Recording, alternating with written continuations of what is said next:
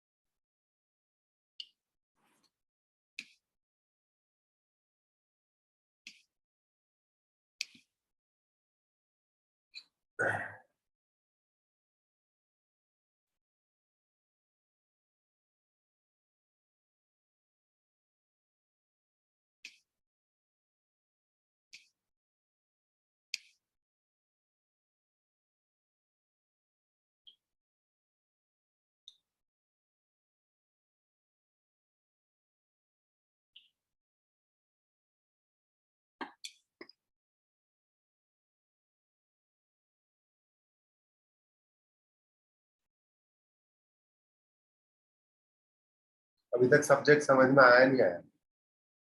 अभी तक जो पढ़ा है।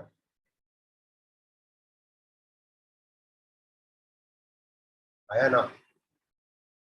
थोड़ा जल्दी में हो गया होगा, थोड़ा डिफिकल्ट हुआ होगा।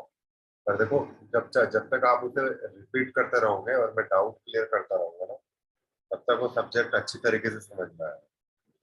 ठीक है। मतलब आपका क्वांटम नंबर अच्छे से क्लियर हो जाएगा, बस आप दोबारा बार बार पढ़ते रहो और उसको सोल्व करते रहो। ठीक है।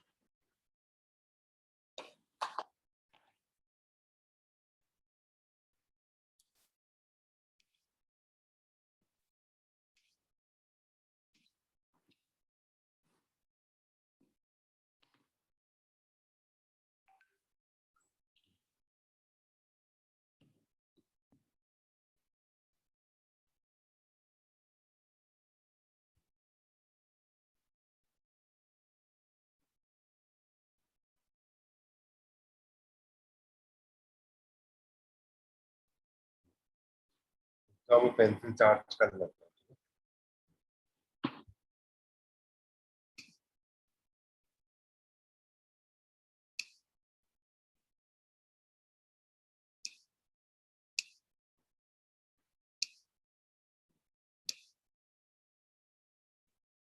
मैंने शीट में होमवर्क दिया था, वो किया लोगों ने? ओवन में 1 से 13 और O2 में 1 से 15। राधे राधे। बेटा, ये चार्ज होने वाली पेंसिल है, वो अनदर पेंसिल नहीं होता। मैंने शीट में होमवर्क दिया था, वो किया क्या? लेट आया था क्या? मैंने तो कल ब्रॉडकास्ट किया था ना, ये चीज कल दिया था आपको।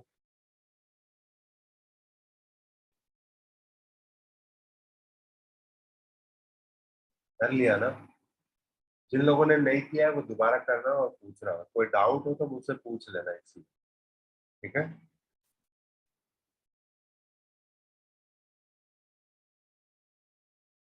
ब्रॉडकास्ट में आया होगा आपके पास। ब्रॉडकास्ट में मैसेज देखा करो, मेरे मैसेजेस आते हैं। ठीक है।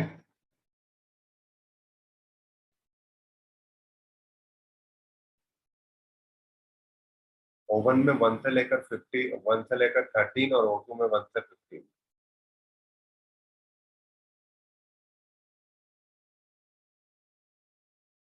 चलो ठीक है, कल और ज्यादा होमवर्क देंगे अपन।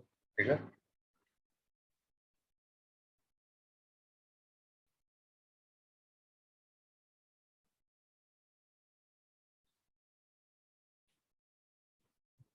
रेस 5 मैंने होमवर्क दी थी क्या आपको?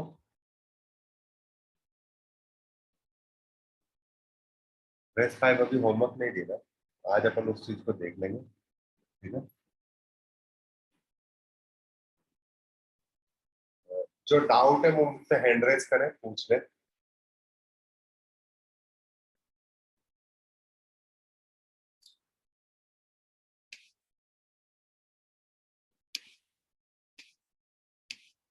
हाँ प्रिंस कुमार, बताइए बेटा क्या डाउट है। सर पैलेडियम पैरामैग्नेटिक होगा या diamagnetic? Palladium. Yes sir. Palladium आपका डायमैग्नेटिक होगा, उसका कॉन्फ़िगरेशन आपने देखा है बेटा। यस सर, क्रिप्टन 5s0 और 4d10। बस उस हिसाब से आप बता सकते हैं, ठीक है। अच्छा सर, तो अगर 0 होगा तो वो मतलब कि डाईमैग्नेटिक होगा। 4d10 होगा ना बेटा, तो वो तो 5s0 भी है। 5s0 है और 4d10 है। यस सारे सर। अनपेड इलेक्ट्रॉन है ना, ओके सर। सारे अनपेड इलेक्ट्रॉन नहीं है ना, मतलब सारे के सारे पेयर कर रखे हैं ना, तो उस हिसाब से अच्छा आप बता सकते सर, और कार्बन पैरामैग्नेटिक होगा? हैं। और कार्बन आपका एक सिंगल एटम कार्बन का पैरामैग्नेटिक, अदरवाइज कार्बन डायमैग्नेटिक, ठीक है। Okay sir. अगर आपसे पूछा जाए तो carbon diamagnetic.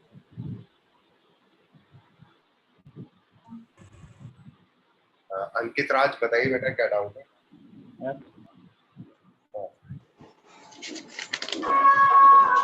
Sir excitation energy और पेयरिंग एनर्जी में डिफरेंस, उसका जो रूल बताए थे। माइक बंद करो बेटा अभी।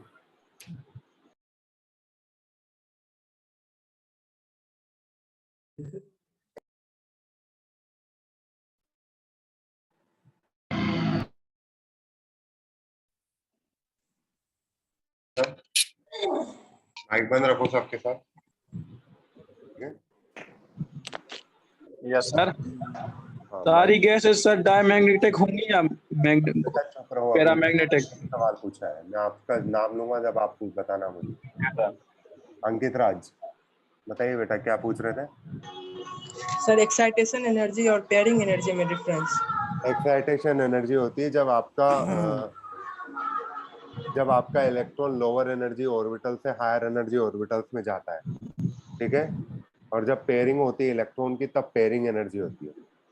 समझ में आया? हाँ सर, और उसका जो रूल बताए थे delta E less than pairing energy, वो वाला वो याद करना है बेटा आपको। उसका मतलब क्या हुआ सर? का मतलब यूं है कि कब आपको हाफ फील्ड और फुल्ली फील्ड की स्टेबिलिटी को देखना है, ठीक है। याद करो बेटा, उसमें ओके कोई सर। दिक्कत नहीं है, वो कंसेप्ट आपसे जैसे पूछा भी नहीं जाता है जनरली, ठीक है। Okay, thank you sir. Chandan Kumar, Manoj Kumar, बताइए बेटा क्या डाउट है। सर वो रेस 5 आप दिए थे ना सर कल होमवर्क में? रेस 5 दिया था क्या मैंने होमवर्क में? मैंने रेस 5 नहीं दिया था बेटा, ठीक है। मैंने आपको शीट में होमवर्क दिया था, ठीक है। रेस 4 तक अपन ने करने को बोला था, बाकी शीट में होमवर्क था, ठीक है। अब मैंने आपको इफेक्टिव न्यूक्लियर चार्ज के रूल सिखाया था, है ना। इफेक्टिव न्यूक्लियर चार्ज मैंने आपसे पूछ,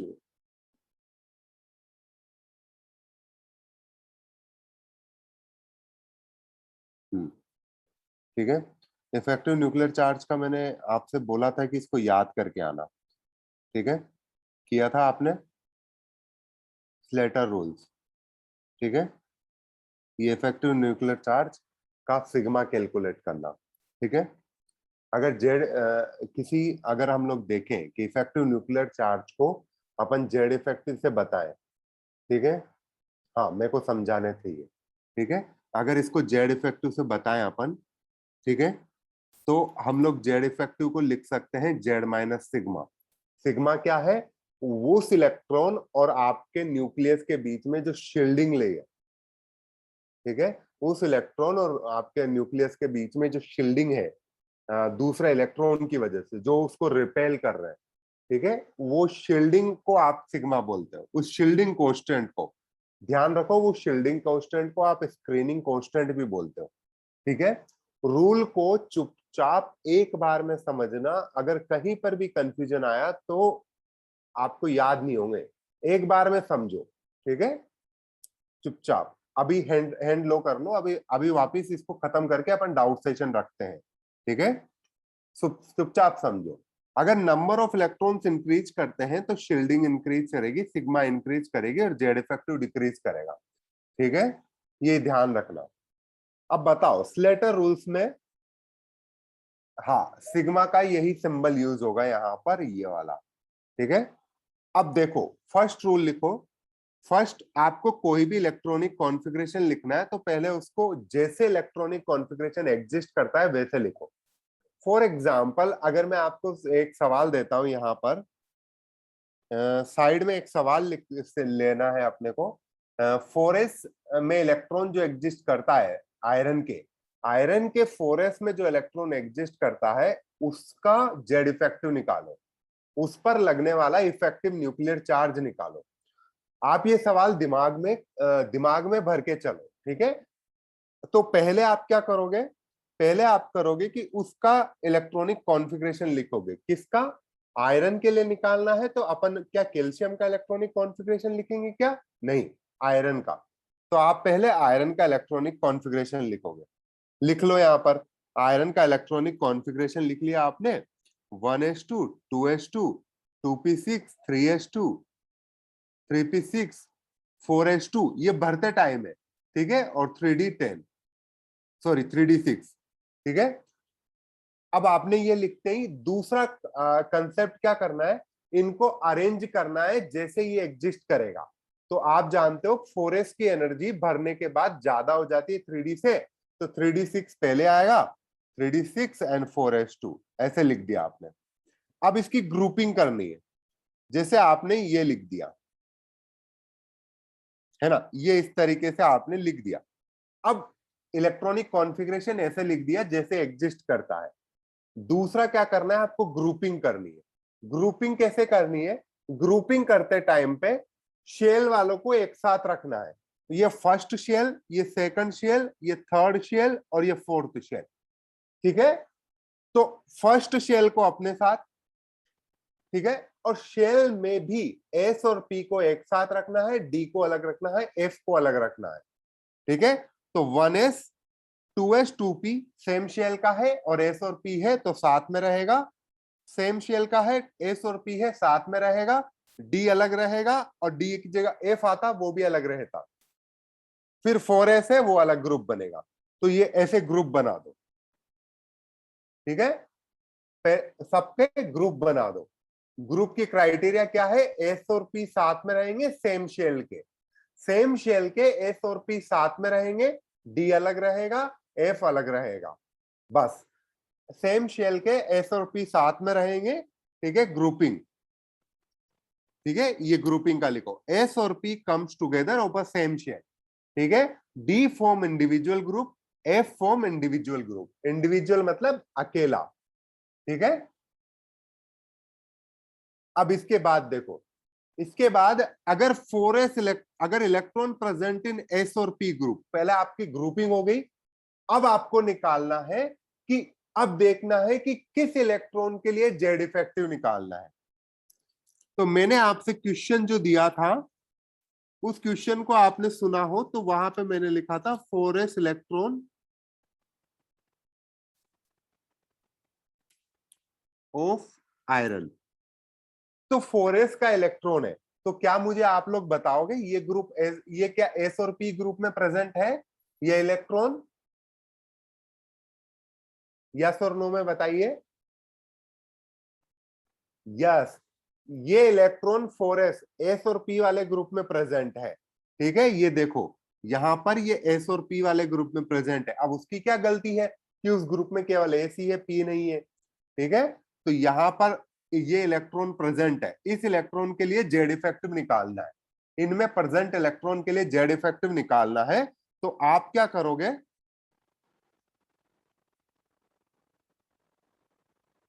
ठीक है, हाँ, अब यहां पे आप क्या करोगे,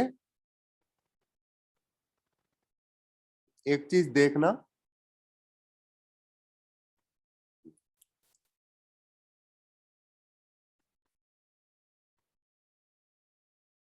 है ना। अब इसमें ये चीज देखो कि अगर आप 4s के लिए कैलकुलेट कर रहे हो ना, ठीक है, 4s इलेक्ट्रॉन के लिए आपको जेड इफेक्टिव कैलकुलेट करना है, तो इससे राइट वाले ऑर्बिटल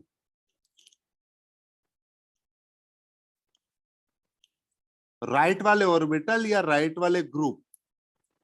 राइट वाले ग्रुप कोई जेड इफेक्टिव नहीं लगाएंगे, कोई शील्डिंग नहीं लगाएंगे। ऑब्वियस सी बात है, किसी के राइट में ग्रुप में है तो वो शील्डिंग बाहर की तरफ उसे धकेलेगा थोड़े ना, वो शील्डिंग कैसे लगाएगा? वो तो केवल उसके और न्यूक्लियस के बीच में प्रेजेंट वाले शील्डिंग लगाएंगे ना, समझो। तो राइट वाले कभी शील्डिंग नहीं लगाएंगे, ठीक है। 4s से जो लेफ्ट वाले हैं या फिर उसके खुद के ग्रुप वाले, वो शील्डिंग लगाते हैं।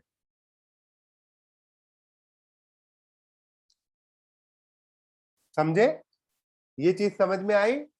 उसके राइट के ग्रुप वाले कभी भी शील्डिंग नहीं लगाते हैं, ये तो उसके खुद के ग्रुप वाले या फिर उससे नीचे वाले शील्डिंग लगाते हैं। अब वो शील्डिंग कितनी लगाते हैं वो इंपॉर्टेंट है, ठीक है। अब यू देखो कि electron present in a same shell will exert 0.35। उसके खुद के सेम ग्रुप में electron present in a same group will exert 0.35। अब बताइए इसमें कितने इलेक्ट्रॉन प्रेजेंट है जो इस वाले इलेक्ट्रॉन पर शील्डिंग लगा रहे होंगे?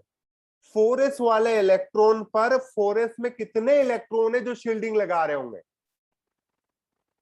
1-2 इलेक्ट्रॉन प्रेजेंट है। अब मैं आपसे बोलूं कि आप किसी लिफ्ट में फंसे हुए हो, 2 लोग हो, एक आप हो और एक आपका दोस्त, तो मैं बोलूंगा कि आपको कितने लोग दिख रहे हैं जो आपको लिफ्ट में धक्का दे सकते हैं?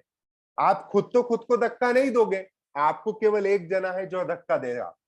आप 2 हो लिफ्ट में, पर आपको एक जना धक्का देगा, एक। तो ये खुद के ग्रुप वाले तो 0.35 का लगा दिया। और electron present in just lower shell, lower shell कौन सा हो गया? ये वाला पूरा। लोअर ग्रुप नहीं बोला मैंने, लोअर शेल वाले 0.85 का लगाएंगे, ठीक है। 0.85 का धक्का, ये रूल, ये 0.85 0.35 कैसे लगता है ये बताऊंगा मैं। All rest to the left will exert 1, तो मतलब इसके बाकी के सारे 1 का धक्का लगाएंगे, ठीक है।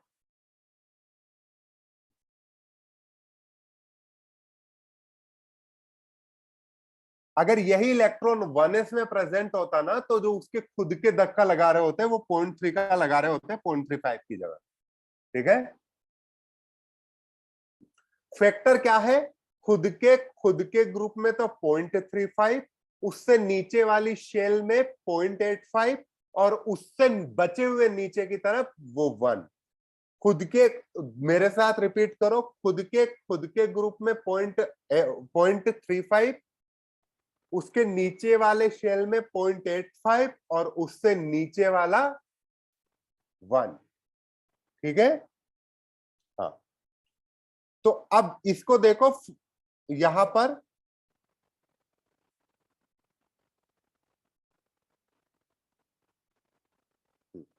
अब अगर डी और एफ में ग्रुप, अब मैं इस चीज को एग्जाम्पल को करवाता हूं आपको, ठीक है। अब एग्जाम्पल हम लोग करते हैं, अभी सब समझ में आ जाएगा आपको, ठीक है। अब मेरे को ये बताओ,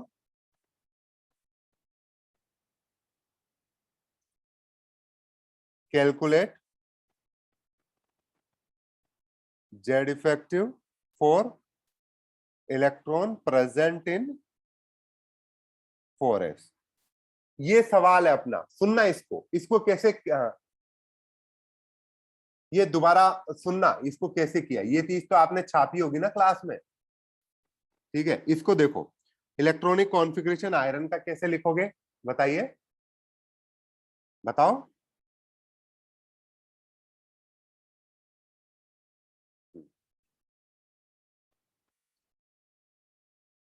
किसको जवाब देना है पूरे सवाल को, किसको सोल्व करना है?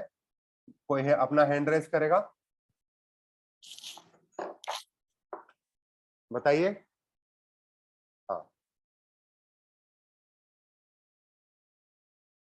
हाँ, दिव्यांशु सिंह, यस सर।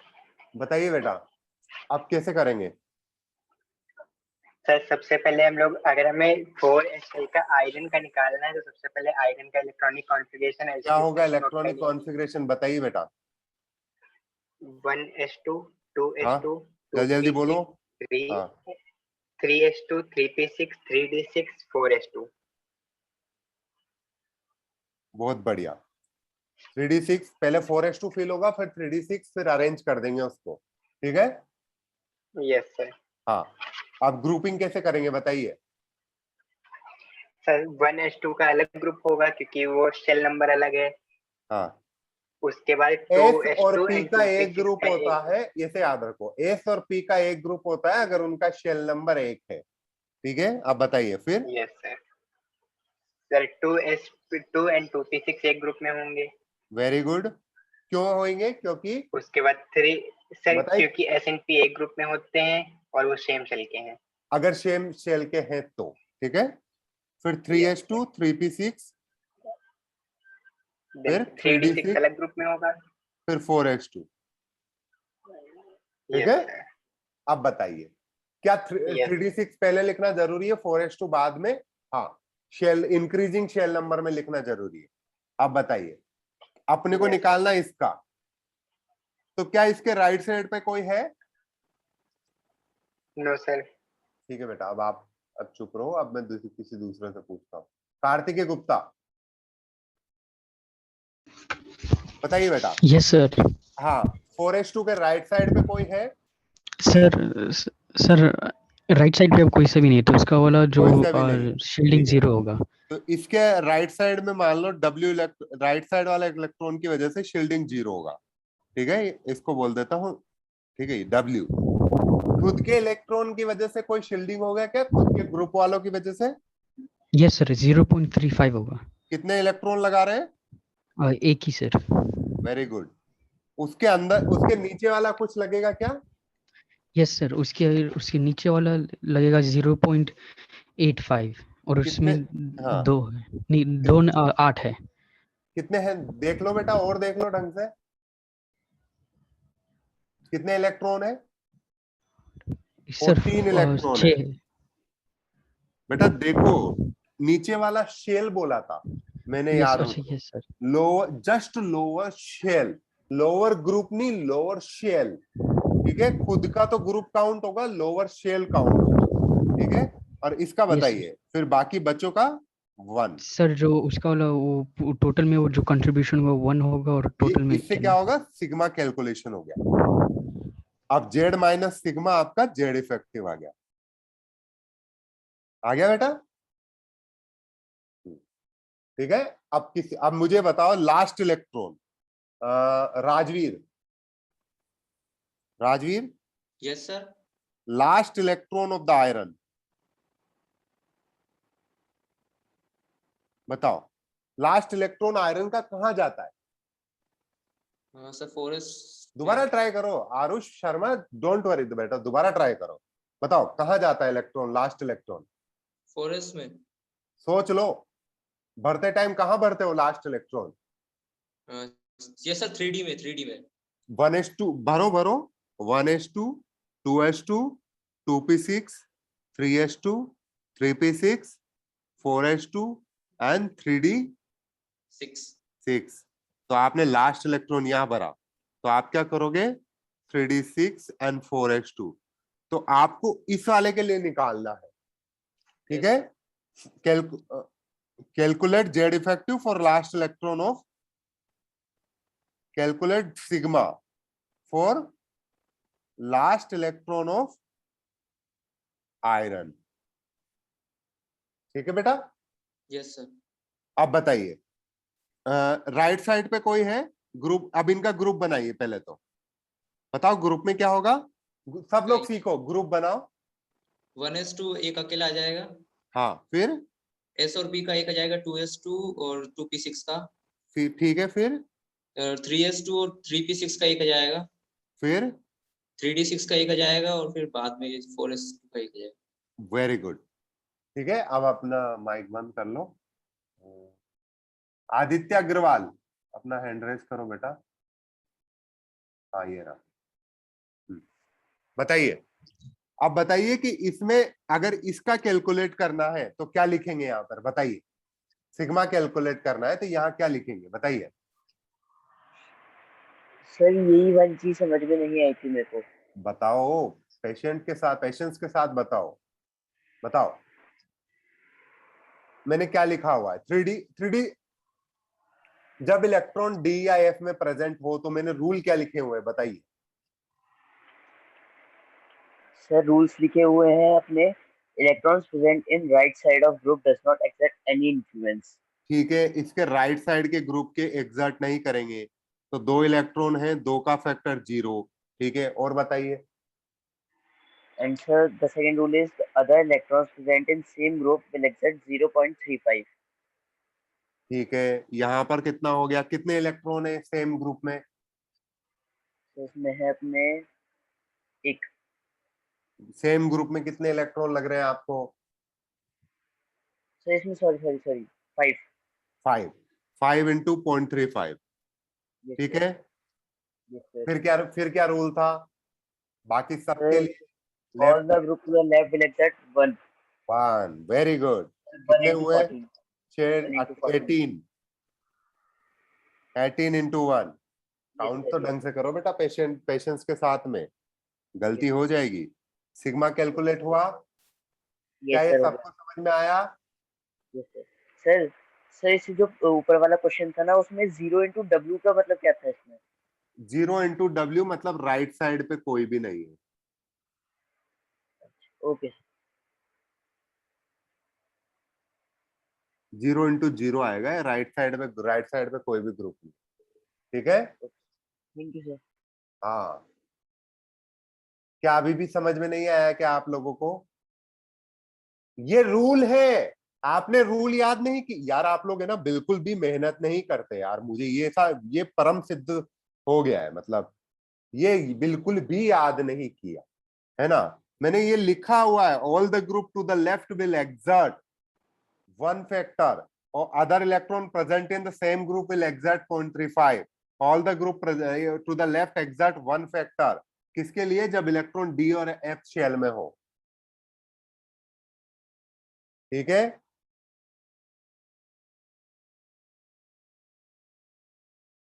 अब मुझे बताइए, कैलकुलेट करो।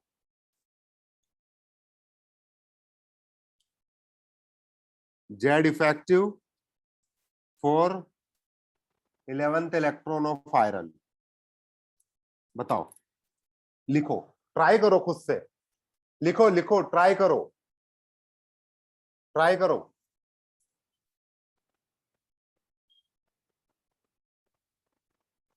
हाँ, डी और एफ सबसे, डी और एफ वाले ग्रुप में हो तो, मैंने ये बोला डी और एफ वाले ग्रुप में हो तो वो अलग रूल लगते हैं, और एस और पी वाले में हो तो अलग रूल लगते हैं। बताओ 11th इलेक्ट्रॉन कौन सा होगा, बताइए।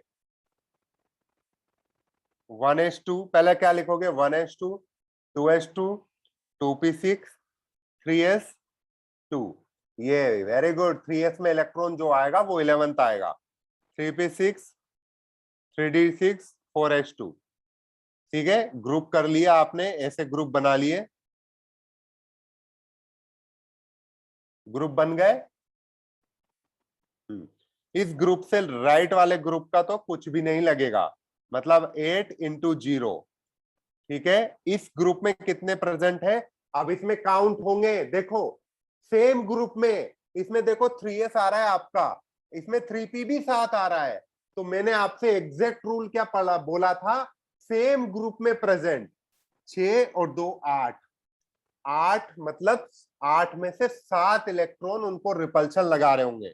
तो ध्यान से सुनो, 7 इंटू 0.35, लोअर शेल वाले 8 इंटू 0.85 प्लस 2 इंटू 1, ये सिग्मा आएगा।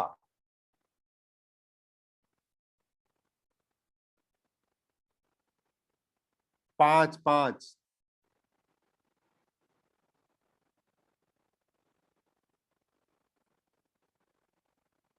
ठीक है, यही आएगा, 7 ही आएगा। समझे?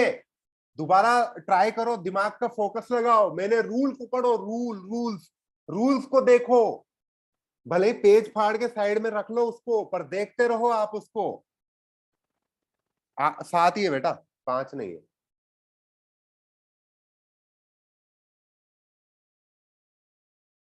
रूल्स को साइड में गड़ाते रहो, क्या लिखा हुआ है सर ने, मैंने कहीं पे ग्रुप लिखा हुआ है, कहीं पर शेल लिखा, हाँ कहीं पर ग्रुप लिखा हुआ है, कहीं पर शेल लिखा हुआ है, कोई फर्क नहीं, मतलब फर्क पड़ता है वहां पे, जहां पे ग्रुप आएगा वहां ग्रुप आएगा, और जहां शेल आएगा शेल आएगा।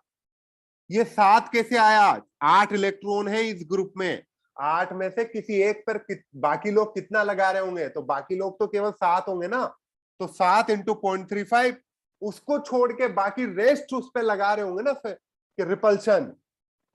समझे कि नहीं?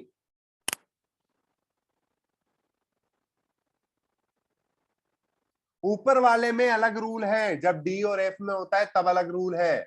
अच्छा मुझे एक बात बताओ, दोबारा करो, जिसको नहीं आया करते जाओ, खूब सारे एलिमेंट है। 15th electron of iron, 15th electron of iron पे बताओ।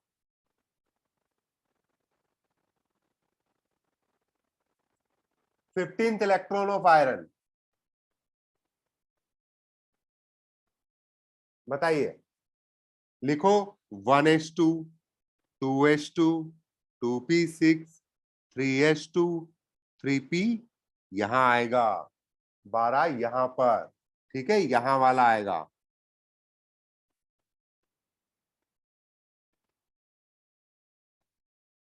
अब बताओ,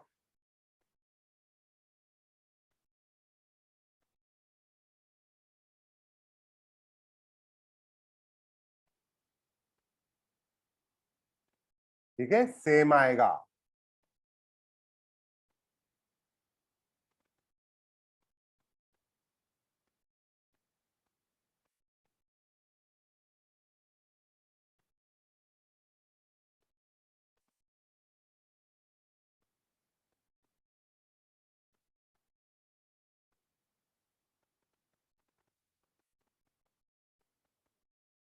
बताओ 20th इलेक्ट्रॉन ऑफ आयरन बताओ।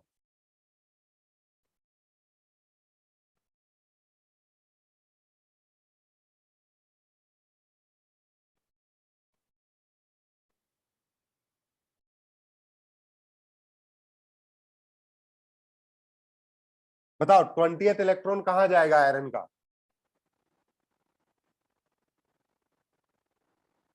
सोच लो, 20th इलेक्ट्रॉन कहां जाता है? 3D में जाता है कि 4s में जाता है? 4s में। भरो 1s2 2s2 2p6 10 electron, 3s2 3p6, फिर 4s2 3d10, 4s दिमाग लगाया हो तो 4s में जाता है, 4s2 4s2 करते ही 20th इलेक्ट्रॉन हो गया, ठीक है। तो सिग्मा इसका कैलकुलेट करना है आपको, ठीक है। तो इसके लिए क्या होगा, सिग्मा यहां पर तो 0, ठीक है, उससे जस्ट लोअर वाले में 14th इंटू सॉरी उसके खुद के ग्रुप में कितना होगा, 1 इंटू 0.35, सिंस एस में प्रेजेंट है एस वाले ग्रुप में, तो वहां अलग रूल लगते हैं, 14 इंटू 0.85 प्लस 10 इंटू 1। समझ में आया बेटा? आयरन का 3d6 में आता है ना यार, आप लोग क्या कॉमेडी कर रहे हो यार। आयरन का क्या होता है इलेक्ट्रॉनिक कॉन्फ़िगरेशन, 4s2 3d6।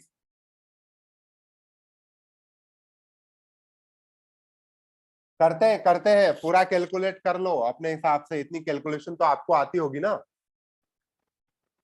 हाँ, मोर एग्जांपल्स, वेरी गुड। बताओ फर्स्ट इलेक्ट्रॉन ऑफ कार्बन, उसके लिए जेड इफेक्टिव कैलकुलेट करो।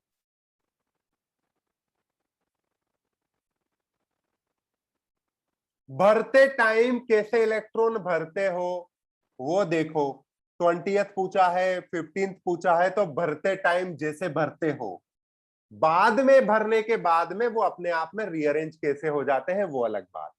ठीक है, फर्स्ट इलेक्ट्रॉन, इसके लिए सिग्मा कैलकुलेट करना है कार्बन का।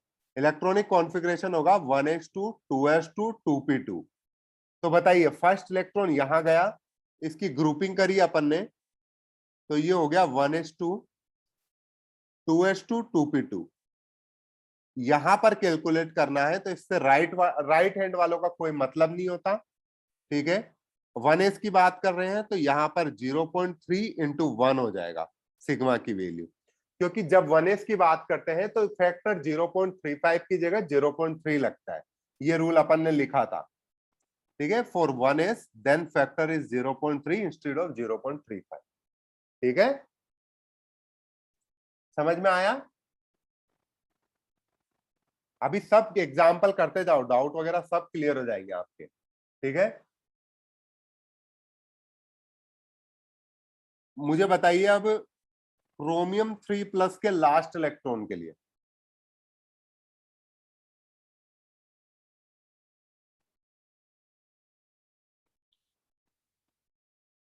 क्रोमियम 3+ के लास्ट इलेक्ट्रॉन का 20th इलेक्ट्रॉन डी में नहीं आएगा बेटा, एस में आएगा। फिल करते टाइम देखो,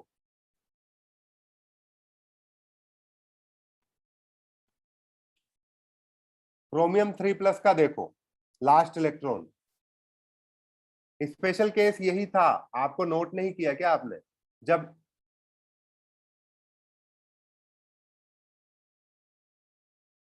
जेड कार्बन का कितना होता है 6, और जेड इफेक्टिव निकालना है तो जेड माइनस सिग्मा कर देना। ठीक है, हाँ, सेम ग्रुप वालों का कोई कंट्रीब्यूशन है, वही तो कंट्रीब्यूशन है। बाकी सारे तो आउटर ग्रुप, आउटर हो गए ना, राइट साइड वाले हो गए, उनका कोई कंट्रीब्यूशन होगा नहीं। दोबारा देखो, दोबारा देखो यार, आप बेकार बेकार सवाल पूछ रहे हो यार, आप प्रॉब्लम पे फोकस नहीं कर रहे, बेकार सवाल पूछ रहे हो। अब सोचो, chromium 3+, very good very good, प्राज्ञ गर्ग वेरी गुड। देखो क्रोमियम 3+ का, क्रोमियम का इलेक्ट्रॉनिक कॉन्फ़िगरेशन लिखो 1s2। बताओ क्रोमियम का क्या होगा? 2s2 2p6 3s2 3p6 4s1 3d5। ये आप भरते टाइम ऐसे इलेक्ट्रॉनिक कॉन्फ़िगरेशन लिखते हो। आपने कहा 1s2 2s2 2p6 3s2 3p6 3d5 and 4s1, आपने खुद अरेंज कर दिया। ये क्रोमियम का है। क्रोमियम 3+ का लिखो 1s2 2s2 2p6 3s2 3p6 and 3d3। लिख लिया। लास्ट इलेक्ट्रॉन कौन सा होगा? 3d में, क्योंकि 4s में तो कोई इलेक्ट्रॉन है नहीं। लास्ट इलेक्ट्रॉन कहां होगा? 3d में। आ रहा है समझ में? अब बताओ, यहां पर लास्ट इलेक्ट्रॉन है, आपने ग्रुपिंग की 1s 2s 2p साइड में और 3s 3p और फिर 3d। लास्ट इलेक्ट्रॉन यहां पर 3d का है, तो इसके राइट साइड पे तो कुछ है नहीं। अब डी और एफ में अगर इलेक्ट्रॉन, अगर उसका जेड इफेक्टिव कैलकुलेट करना है तो उसके लिए क्या रूल था? डी के लिए खुद के ग्रुप का तो कितना लगाते हैं, यहां पर 2 इंटू 0.35, बाकी सबसे नीचे वालों के लिए 1। तो ये कितना हो जाएगा? 6 2 8 18 इंटू 1।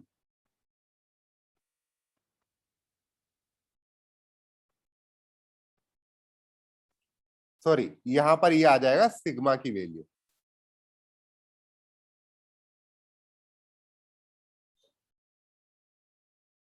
ये समझ में आया नहीं आया? इसमें पॉइंट, जितेंद्र ठाकुर आपने रूल याद नहीं किए क्या बेटा? 0.85 क्यों घुसेड़ रहे हो उसमें? डी और एफ के लिए कैलकुलेट किया था ना अपन ने, ये तो डी में प्रेजेंट है ना, डी वाले इलेक्ट्रॉन, डी वाले ग्रुप वाले इलेक्ट्रॉन के लिए देख रहे हैं ना। हाँ ठीक है, अब मुझे बताओ सोडियम के लास्ट इलेक्ट्रॉन के लिए।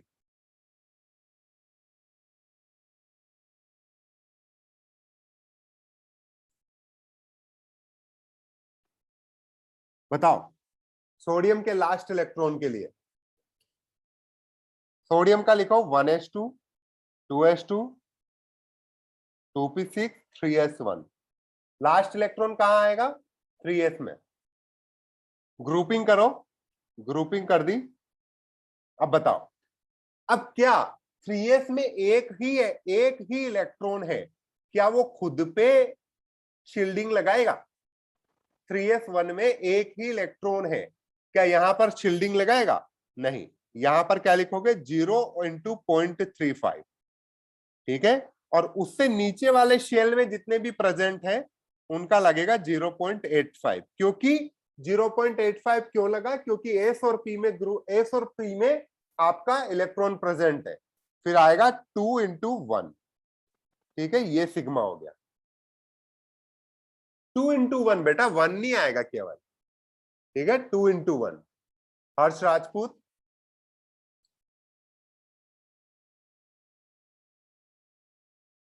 समझे? 8.8 आएगा इसका आंसर।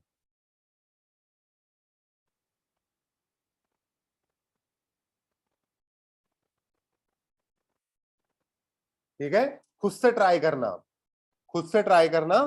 आपको लिखना है लिथियम का, इनके बेरिलियम का लास्ट इलेक्ट्रॉन, यहां पर लिखना है आपको, calculate Z effective for last electron, calculate Z effective for last electron, ठीक है। आपको लिथियम के लिए करना है, बेरिलियम के लिए करना है, बोरोन के लिए करना है, कार्बन के लिए करना है, नाइट्रोजन के लिए करना है, ऑक्सीजन के लिए करना है, ठीक है, फ्लोरीन के लिए करना है, नियोन के लिए करना है, सोडियम का दोबारा करना है, ठीक है। हाँ, ट्राई करो, दोबारा आएगा, समझो कि दोबारा आएगा। पोटेशियम का करो, ठीक है, वेरी गुड, दोबारा ट्राई करना। अब मैं इसके आंसर्स आपको दे देता हूं, आंसर्स लिख लो, ऐसे करो, ठीक है, आंसर्स लिख लो, उससे आपको आंसर्स इसका लाने में आसानी होगी। जेड इफेक्टिव यहाँ पर 1.35 आएगा, जेड इफेक्टिव यहाँ पर 1.95 आएगा, ठीक है, यहाँ पर जेड इफेक्टिव 2.6 आएगा, ठीक है, यहाँ पर जेड इफेक्टिव आपका 3.25 आएगा, ठीक है। आंसर्स लो, कोई दिक्कत नहीं है, आंसर्स लो, उससे आपको कैलकुलेशन पता चलेगा, अदरवाइज आप एक दिन तक बिना उसके ही रहोगे। 3.9 आएगा, ठीक है, जेड इफेक्टिव यहाँ पर 4.55 आएगा, यहाँ जेड इफेक्टिव फ्लोरीन का आएगा 5.2, और नियोन का आप देख यहाँ पर 5.85 आएगा जेड इफेक्टिव, ठीक है। सोडियम का आपने कैलकुलेट किया ही है अभी, पोटेशियम का यहाँ पर आएगा आपका 2.2, कैलकुलेट करना है इसे, ठीक है। हाँ, अब अपन ये चीज घर से करना, मैं आपको बीच में आंसर्स भी दे दूंगा कि मैंने क्या लिखा है, ठीक है, लास्ट इलेक्ट्रॉन का, ठीक है। अब यहां पर एक चीज देखो,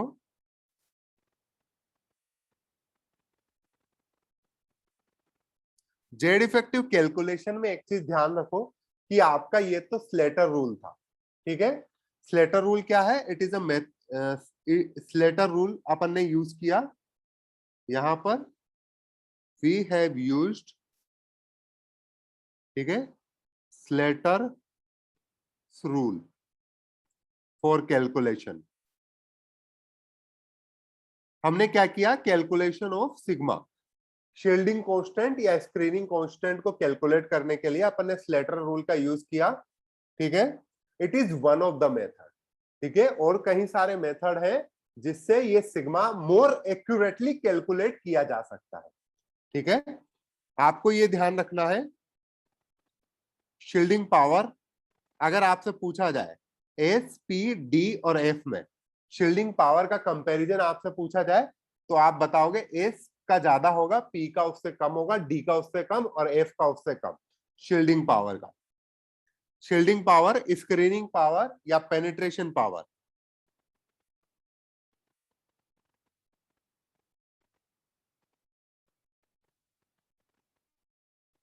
पेनिट्रेशन पावर मतलब कौन किसको कितना अंदर तक जाने नहीं दे रहा है, ठीक है। पीरियडिक टेबल में जब आप देखोगे, पीरियडिक टेबल में from going left to right, आपका जेड इफेक्टिव बढ़ जाता है, जेड इफेक्टिव इंक्रीज करेगा। हाँ अभी समझाता हूं। और टॉप टू बॉटम अपन कंपेयर नहीं करते हैं।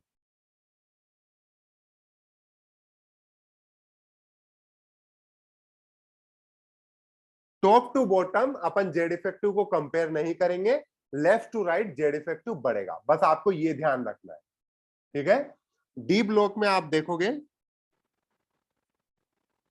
डी ब्लॉक में अपन टॉप टू बॉटम कंपेयर करते हैं, 3D से 4D और 4D से 5D। अगर 3D से 4D या 4D से 5D जाते हैं तो 30 से 40% जेड इफेक्टिव बढ़ जाता है, ठीक है। यहां लिखोगे जेड इफेक्टिव इंक्रीजेस, ठीक है। हाँ अब इसमें देखो कि शील्डिंग पावर एस की ज्यादा क्यों हुई, पी की कम क्यों हुई। अब आप देखो, आपने कभी ऑब्जर्व किया कि एस ऑर्बिटल का शेप कैसा होता है? कभी देखा आपने, फील किया उसे? Very good. आपका ये स्पेरिकल शेप होगा उसका, ठीक है, स्पेयर।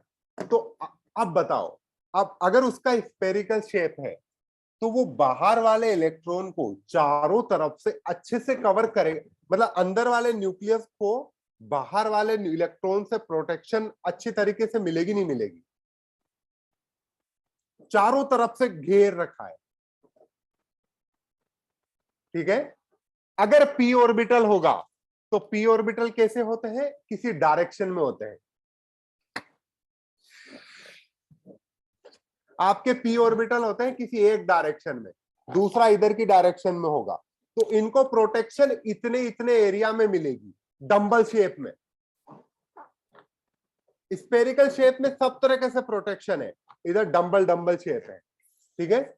या फिर इसको एक अच्छा सा एग्जांपल मैं हमेशा देता हूं कि मान लो ये न्यूक्लियस है, ठीक है। अब न्यूक्लियस क्या है? खजाना है, ट्रेजर, ठीक है। यहां मानो कि आपने गोल्ड रखा हुआ है। अब गोल्ड को आप ऐसे कवर करते हो, एस ऑर्बिटल इस तरीके से, या फिर ऐसे कवर करते हो। बताओ कौन अच्छे से गोल्ड को शील्ड करेगा? एस करेगा कि पी करेगा? एस करेगा। अब बताओ अगर डी ला दिया जाए तो डी तो और पतला होता है बेटा।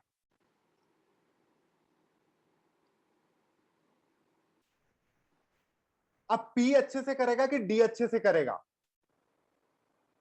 पी अच्छे से करेगा, क्योंकि डी तो बहुत पतला है, उसे ढंग से प्रोटेक्ट ही नहीं कर पाएगा, और डी और एफ में डी करता है। तो इस तरीके से हम लोग लिखते हैं, ठीक है। शील्डिंग पावर, पेनिट्रेशन पावर किसकी ज्यादा होती है? एस की, फिर पी की, फिर डी की, फिर एफ की। वंस अगेन का फंडा नहीं है बेटा, एक ही बार में समझा जाता है, कोशिश तो करो। अच्छा हो गया। Due to diffuse shape, Jitendra very good.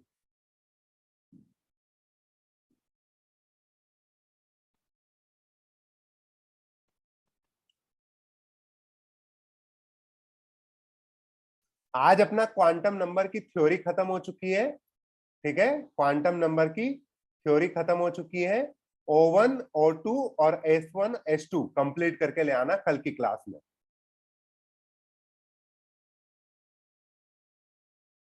है ना। हाँ आज डाउट क्लियर कर देता हूं मैं, ठीक है।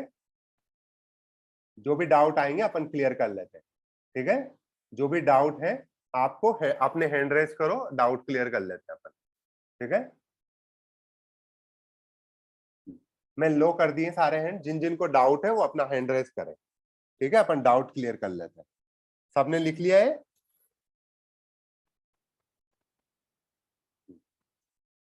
अब मैं जिस जिसका नाम लेते जाऊंगा वो आप बोलते जाएंगे और अपन उनके डाउट क्लियर करते जाएंगे, ठीक है। अनुष्का पाल, बताइए बेटा क्या डाउट है?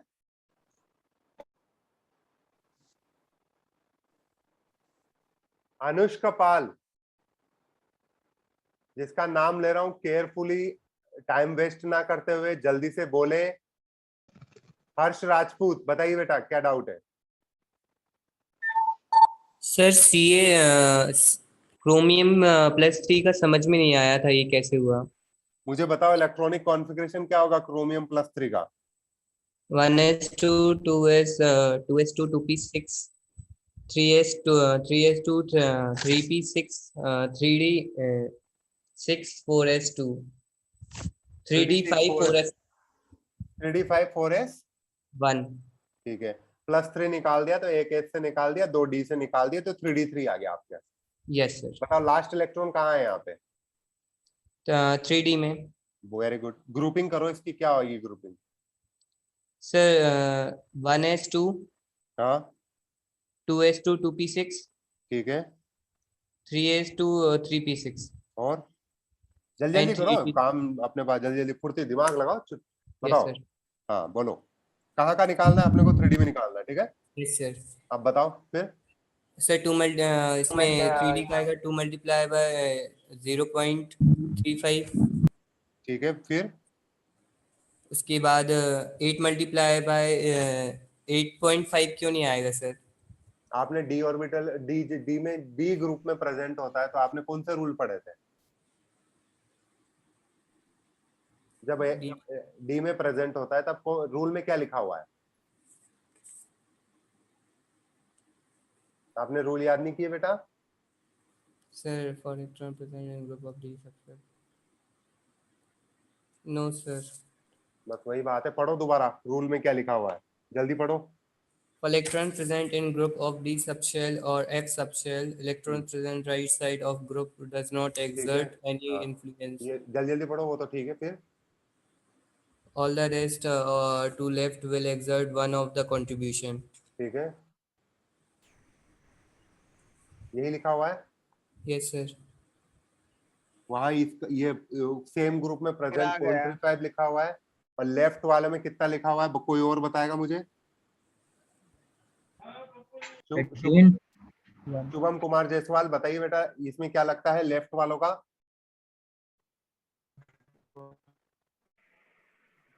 सर ये 7 होगा सर, 7 इंटू। यार ऐसे ना करो यार। सर लेफ्ट हैंड साइड पे इंटू 1 करेंगे। सर 18 into 1 1 हो जाएगा। 18 into 1 हो जाएगा सर। 18 into 1 होता है। यस सर, ये डी का रूल है। डी का रूल है ना। वेरी गुड, ऐसे याद करते हैं सिग्मा, ठीक है। ये सर हर्ष बेटा हुआ क्लियर? Yes sir. ठीक है, इसमें क्या दिक्कत आ रही थी बताइए? आपने खुद याद नहीं किया हुआ था ना? नहीं सर, फिर भी ये समझ में नहीं आ रहा था कि 18 into 1 क्यों हुआ, यहाँ पे 18.5 क्यों नहीं होता है? ये डी का रूल है रूल है बेटा वो तो। ठीक है सर। रूल है। तुम हाँ, बाकी लोग चुप रहेंगे कि जब मैं बोल रहा हूँ? थैंक ठीक यू है। सर। शुभम कुमार जायसवाल, बताइए बेटा क्या डाउट है? सर मुझे रेस में पूछिए। सर रेस में डाउट है। रेस नंबर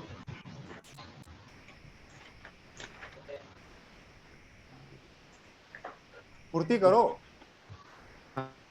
सब लोग अपने सामने डाउट रखो। हाँ बताइए। सर रेस 4 का नंबर 7 2 3 रेस 4 का 2 3 7। बताइए रेस 4 का सवाल बोलिए। Sir 2 number 3 number 7। सवाल बोलिए, क्या सवाल दे रखा है? What is a possible set of quantum number of the unpaired electron in metal box diagram? क्या लग रहा है आपको, उसका क्या होना चाहिए आंसर? एन की वैल्यू क्या होगी उस अनपेड इलेक्ट्रॉन के लिए? क्या सर? उस अनपेड इलेक्ट्रॉन के लिए एन की वैल्यू क्या होगी? सर ये तो 4 होगी सर। एन की वैल्यू 4 होगी, ठीक है। एल की वैल्यू क्या होगी? सर एल की वैल्यू 1 होगी सर। 1 होगी, वेरी गुड। एम की वैल्यू क्या होगी?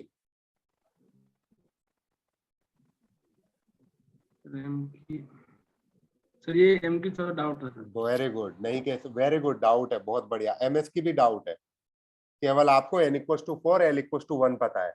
कौन सा ऑप्शन करेक्ट है इसमें से?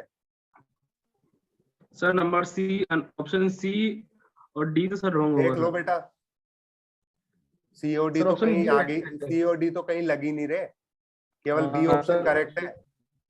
हाँ सर ऑप्शन बी का। ठीक है, अब बताइए इसके बाद कौन सा डाउट था सेकंड? फिर नंबर 7 सर नंबर 7 को ज्यादा डाउट था सर, नंबर 7 को समझ नहीं। सेवंथ वाले में क्या बताइए, क्या दे रखा है, क्या डाउट है?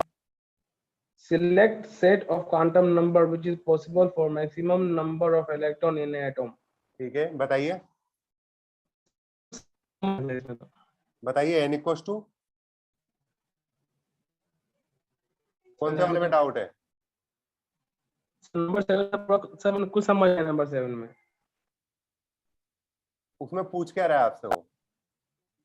तो पूछा sir maximum number of electron in atom क्या पॉसिबल है, मतलब क्या पॉसिबल है, मतलब मैं आपको बताना है कि कौन से set of quantum number maximum number of electron के लिए पॉसिबल है। जब n equals to 5, l equals to 0, m equals to 0, ms equals to plus half कर दिया, चारों क्वांटम नंबर फिक्स कर दिए, तो अकॉर्डिंग टू पॉलीज रूल चारों क्वांटम नंबर फिक्स हो गए, तो आपको क्या लगता है केवल एक इलेक्ट्रॉन के लिए पॉसिबल होंगे, दूसरे इलेक्ट्रॉन के लिए सेम क्वांटम नंबर आ ही नहीं सकते।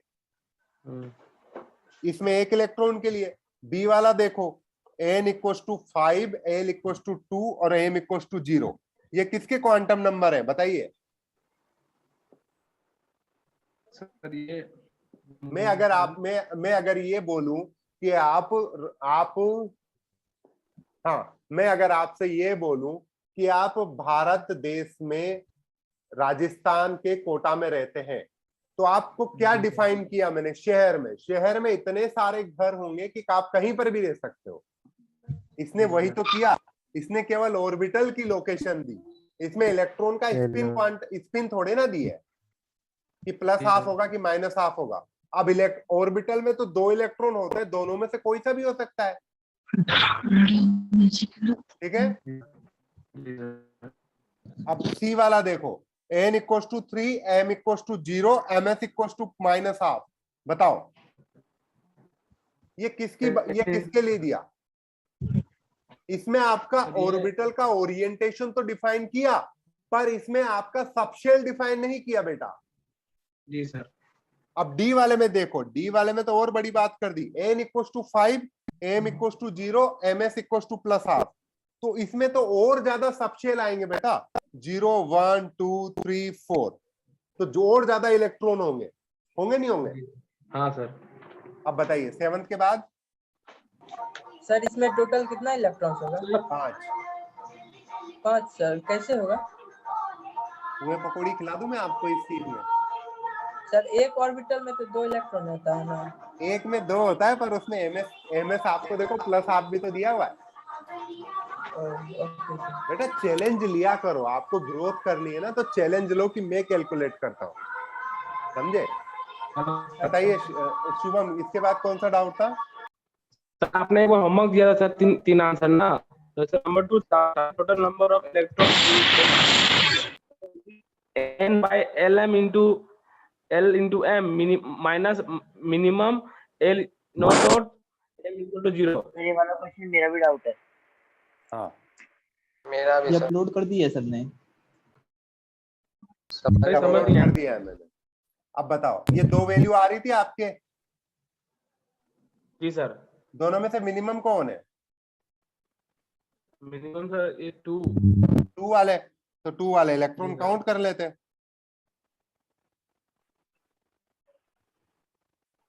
यही तो था। जी सर। इसमें क्या डाउट है? आपको दोनों में से मिनिमम वाले काउंट करने थे।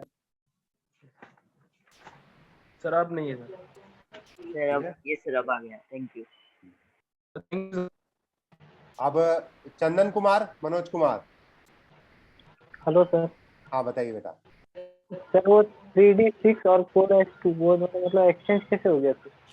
देखो क्या होता है कि जब फिल करते हो ना आप, जब आप फिल करते हो इलेक्ट्रॉन कॉन्फ़िगरेशन बनाते हो, फॉर एग्जांपल आप ब्रह्मा हो, आपने इलेक्ट्रॉनिक कॉन्फ़िगरेशन बनाया, भगवान हो आप बनाते हो 1s2, 2s2, 2p6, 3s2, 3p6 आपने बनाया 4s2, आपने भरा, क्यों? क्योंकि 4s की एनर्जी कम थी तो वो सबसे पहले इलेक्ट्रॉन फिल करवा लिया, और फिर आपने भरा 3d5 या 3d6 जो भी है, आयरन का लिख रहे हैं तो अब क्या हुआ, 4s2 फिल हुआ ना, इलेक्ट्रॉन फिल होते ही 4s की एनर्जी बढ़ गई, और ये बढ़ते ही ये एनर्जी के बाहर चला जाएगा। तो आपको किस तरीके से लिखना पड़ेगा? बढ़ते ही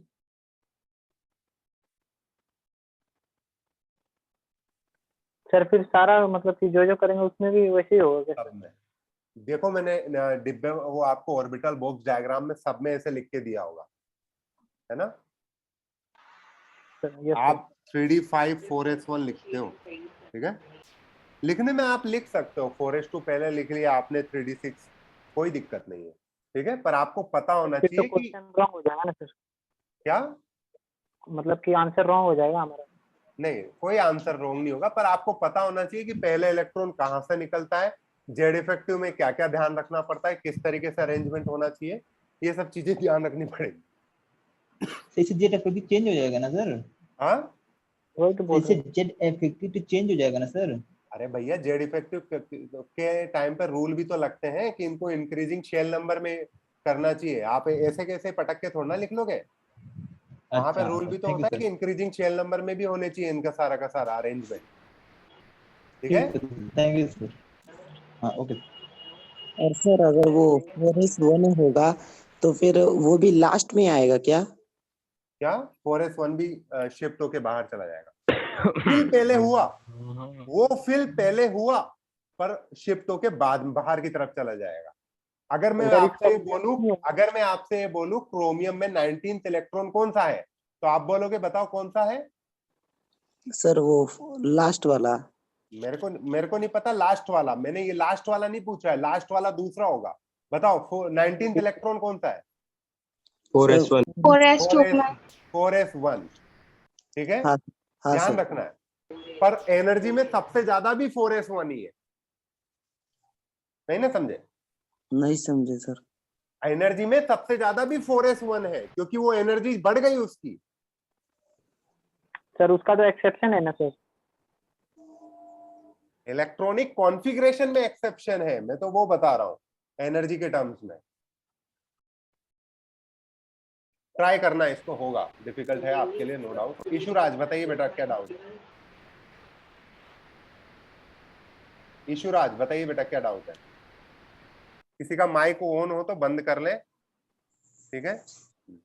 ईशुराज बताइए बेटा क्या? हाँ सर कॉपर का जैसे एक्सेप्शन था इलेक्ट्रॉनिक कॉन्फ़िगरेशन, तो सर प्लस चार्ज रहेगा, फिर तब भी वही रहेगा प्लस या फिर माइनस चार्ज रहेगा इलेक्ट्रॉनिक कॉन्फ़िगरेशन उसका सर? मैंने क्या बोला आपको, प्लस चार्ज में क्या करते हैं? अगर मैं कॉपर से कॉपर प्लस बनाता हूं तो मैं क्या करता हूं? कॉपर का इलेक्ट्रॉनिक कॉन्फ़िगरेशन बताओ क्या है? सर 1s 2sp 1s2 क्या पन्ने क्या पलट रहे हो, याद करो ना। 1s 2sp ये कौन सा कॉन्फ़िगरेशन होता है बेटा? 1s2 2s। आप देख के बता रहे हो बेटा, यार ये गलत बात है, फिर मेरे से पूछते हो कि सर समझ में नहीं आ रहा। बताओ, याद करो इसे, बताओ। तो किसी को याद है कॉपर का electronic configuration? Yes sir. Yes sir. Yes sir. 2s2। बताइए बेटा क्या डाउट है, क्या ऐश्वर्य श्रीवास्तव बताइए कॉपर का इलेक्ट्रॉनिक कॉन्फ़िगरेशन क्या है? Argon 3d10 sir. तू पूरा एक्सपेंड करके बताओ, एक्सपेंडेड बताओ। 1s2 2s2 2p6 3s2 3p6 3d10 4s2 3s2 3p6 3d10 फिर 4s2 4s1 होगा। 4s1 जैसे याद रखो। कॉपर प्लस का बताओ क्या होगा? ईशुराज अब बताइए कॉपर प्लस का क्या होगा, कहां से इलेक्ट्रॉन निकलेगा? सर समझ गए सर? नहीं बताओ ना, समझ क्या गए पूरा? सर 1 हट जाएगा, एक इलेक्ट्रॉन कम हो जाएगा सर। कहां से निकलेगा, कहां से निकलेगा? 0 हो जाएगा। कहां से निकलेगा? 4s से सर, 4s से। 4s से निकलेगा, वेरी गुड, ठीक है। 2s2 2p6 3s2 3p6 और 3d10। अब बताइए क्या ये डायमैग्नेटिक है पैरामैग्नेटिक है? Sir diamagnetic. Diamagnetic, very good. ठीक है। हाँ, दिव्यांशु सिंह बताइए बेटा क्या डाउट है?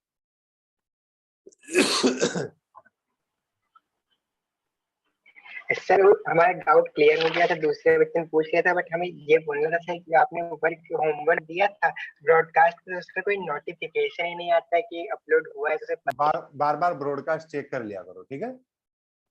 कल तो कर लोगे ना O1 O2 S1 S2? बहुत ज्यादा है सर। सर कहाँ पे है सर? सीट सर मिल ही नहीं रहा। सर पूरा करना है क्या ओवन और टू और ऐसा? हाँ, ओवन में कुछ 13-14 सवाल है या 15-16 सवाल है। O2 में भी 15-16 सवाल है। चलो ओवन O2 कंप्लीट करके आओ और रेस 5 करके आना। हाँ यस का क्वेश्चन 4 बता दो, रेस 1 क्वेश्चन 4। सर S2 नहीं करना है सर? आपको मेरे हिसाब से तो शीट कंप्लीट हो चुकी है, आप पूरा शीट कर लो। मैं कल ओवन O2 डिस्कस करूंगा, ठीक है? Okay sir sir. रेस 1 का क्वेश्चन 4 एक बार रिवाइज कर दीजिए। रुको सब से पूछ रहा हूँ मैं। श्रीवास्तव बताइए बेटा क्या डाउट है? Good evening sir. हाँ। सर हमको पेयरिंग एनर्जी में डाउट है। बताओ क्या डाउट है उसमें, क्या समझ में नहीं आया? सर कल आपने सर लास्ट लेक्चर में आपने बताया था कि stability of 3D5 is greater than 3D6। हाँ बताइए। तो सर जब हम लोग ने इसको D7 से कंपेयर किया तो हम लोग को पता चला कि जो बेटा D7 की इस चीज में आप मजेदार बात देखोगे, 3D5 और 3D6 में डिफरेंस ही केवल पेयरिंग एनर्जी का है। यहाँ पर दोनों के केस में एक्सचेंज एनर्जी सेम है, पर D7 में एक्सचेंज एनर्जी अलग है और D6 में अलग है। Yes sir. नहीं समझे? और D5 में अलग है, समझ गए? एक्सचेंज एनर्जी हमेशा डोमिनेट करती है, भले ही वो एक एक्सचेंज होगा ना तो वो पेयरिंग एनर्जी से ज्यादा होगा, नहीं समझे? पर एक्सचेंज होना चाहिए। Yes sir. ठीक है। Yes sir, thank you sir. हाँ, नीतीश कुमार यादव बताइए बेटा क्या डाउट है? Race 4 question number 3 sir. Question बताओ सर। क्वेश्चन नहीं पढ़ सकते हैं, इसको लीव करना पड़ेगा तभी। अच्छा, which element has the following ground state electronic configuration? ठीक है, इसमें क्या हुआ है? आर्गन 3D10 4s2 और 4p4। बताइए किसका है ये? Argon 3D10। आर्गन का कितना होता है? 18। आप लोगों ने कुछ नहीं किया हुआ है कसम से भैया, जो होमवर्क किया सब मजाक करिए आपने पूरा का पूरा। बताओ 18 प्लस 10 कितना हो गया? 28 प्लस 2 34। 34 किसका होता है? Sir selenium. सर आवाज नहीं आ रहा सही। ठीक है, माइक बंद कर लो नीतीश कुमार। कर रहा है। सब लोग माइक बंद कर रखेंगे अपना। सौरभ सिंह घोष बताइए बेटा क्या डाउट है? सर जो मॉलिक्यूल्स होते हैं वो डायमैग्नेटिक होते हैं। क्या मॉलिक्यूल्स डायमैग्नेटिक होते हैं? मॉलिक्यूल्स? Yes sir. वो तो डिपेंड करेगा कौन सा मॉलिक्यूल्स है, और मॉलिक्यूल का मैग्नेटिज्म तो अभी अपन ने बताया ही नहीं है, केवल एटम और आयंस का बताया है। Yes sir. सर जो कोवैलेंट बॉन्ड फॉर्म करते वो तो डायमैग्नेटिक होंगे। बताया ही नहीं है बेटा अभी अपन ने। ठीक है, कोवैलेंट बॉन्ड जब पढ़ेंगे ना केमिकल बॉन्डिंग में तब पढ़ेंगे। उम्बाती शाह बताइए बेटा क्या डाउट है? उमाबाती शाह सर आपने लास्ट में जो डी ब्लॉक पढ़ाए तो सर उसमें 3D से 4D में जब ज़ेफ इंक्रीज होता है 30 to 40% और 4D से 5D में 30 to 40% ज़ेफ इंक्रीज होता है सर। Z effective. सर यही आपने बोला था क्या? हाँ। और सर सील्डिंग पावर के नीचे भी आपने एक पावर लिखे थे। Penetration power. तो सर वो क्या है सर? बस उसको याद करना है बेटा अभी। ठीक है, सर नहीं समझे थे। याद करो अभी। अच्छा सर, फिर एक और क्वेश्चन था आपने बीच में आप बेटा सर, आपने एसडब्ल्यू दिए थे कि रुक जाओ फाइंड बेटा, मेरे आउट। को कुछ बच्चों को क्लास से निकाल लेने दो, इनको ये इनका माइक बंद नहीं हो रहा है ना। हाँ हाँ बताइए बेटा। सर आपने sir find out number of electrons in calcium atom for which n by l into m equals to minimum where l not equal to 0 and m not equal to 0. ठीक है, आपकी क्या क्या वैल्यू आ रही थी n by l into m का? n by l into m में sir 2p6 में जो 2p6 जो सबसेल है सर, उसमें n by l into m -2 आ रहा था मिनिमम। मोड लिया था ना अपन ने, 2 और 2 आ रहा था ना, माइनस और प्लस हट जाता है ना जब मोड लेते हैं अपन, मॉड्यूलस। सो वहाँ पे मोड था। हाँ ब्रैकेट नहीं था बेटा। ठीक है, तो सर यहाँ पे मिनिमम तो सर 2 आ संजोग जाएगा। सिंह बेटा आपका माइक ऑन है, मैं क्लास से बाहर निकाल दूंगा आपको। ठीक है, जब आपके समय पे भी बेटा मैं ऐसे ही करूंगा, दूसरों को माइक ओपन नहीं होने दूंगा। ठीक है, बस आप अपना दूसरों के टाइम पे आप भी अपना माइक बंद रखें। ठीक है, बताइए बताइए बेटा। तो सर 2p6 में मिनिमम इलेक्ट्रॉन 2 by 1 into उसमें देखो ना बेटा मैंने क्या लिया हुआ था, n divide by l into ml।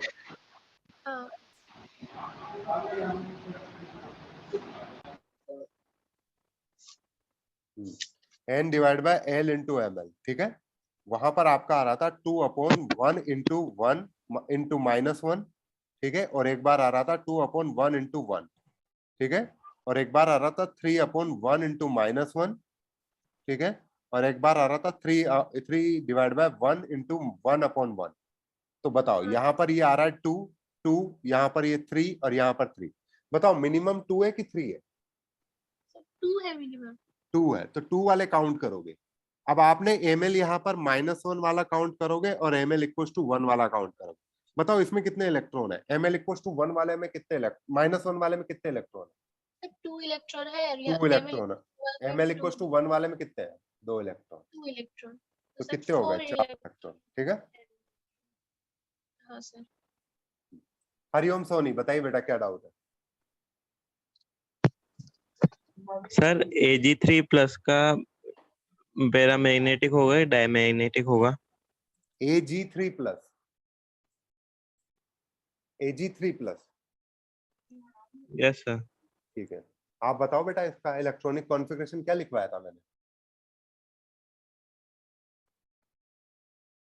Sir वो समझ में नहीं आ रहा उसका इलेक्ट्रॉनिक कॉन्फ़िगरेशन। समझने का क्या है उसमें, तो रटना था ना।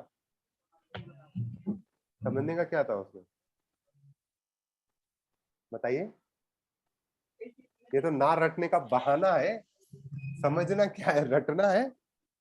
आपने थोड़ा ध्यान भी दिया होता, अगर उसकी तरफ देखा होता तो एक चीज समझ में आती कि कॉपर, सिल्वर और गोल्ड तीनों के इलेक्ट्रॉनिक कॉन्फ़िगरेशन एक जैसे हैं। या 3d10 4s1 होता है, या 4d10 या 5s1 होता है, या 5d10 या 6s1 होता है। आपको रटने की जरूरत ही नहीं पड़ती, आपको कॉपर का याद रखना पड़ता। आपने देखा ही नहीं होगा घर जाके उसे। बताओ बेटा। सर 4d10 5s2 आएगा कि 5s1 आएगा? बताओ सिल्वर कहाँ आता है? कॉपर के नीचे होता है ना। यस सर वो तो। फिर 4d10 5s1 आता है। ठीक है, अब बता सकते हो ये पैरामैग्नेटिक है डायमैग्नेटिक है? Ag3+। डायमैग्नेटिक। पैरामैग्नेटिक बेटा, डायमैग्नेटिक कैसे हो गया? सर एक बार आप बता दीजिए।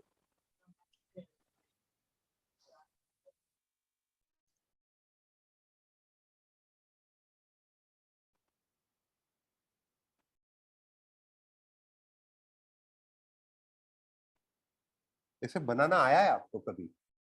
एस से एक इलेक्ट्रॉन निकाल दिए, यहाँ से 2 निकाल दिए, तो बताओ दोनों सेम सेल से निकलेंगे, दोनों सेम ऑर्बिटल से निकलेंगे कि डिफरेंट डिफरेंट ऑर्बिटल से निकलेंगे? डिफरेंट डिफरेंट ऑर्बिटल से निकलेंगे, तो ये पैरामैग्नेटिक होगा। Ag3+ वैसे एग्जिस्ट करता नहीं है शायद, सर कल आपने लिखा है था होमवर्क में दिखता है। हाइपोथेटिकल एग्जांपल के तौर पर दिया होगा, ठीक है। ओके आप बताइए, प्रियांश सिंह यादव बताइए बेटा। Sir race 1 question 9। Race 1 question 9। उसमें क्या डाउट है बेटा?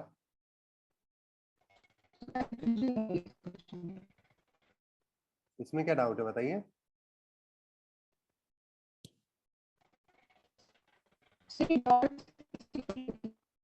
बेटा आपकी आवाज नहीं आ रही, बोलिए।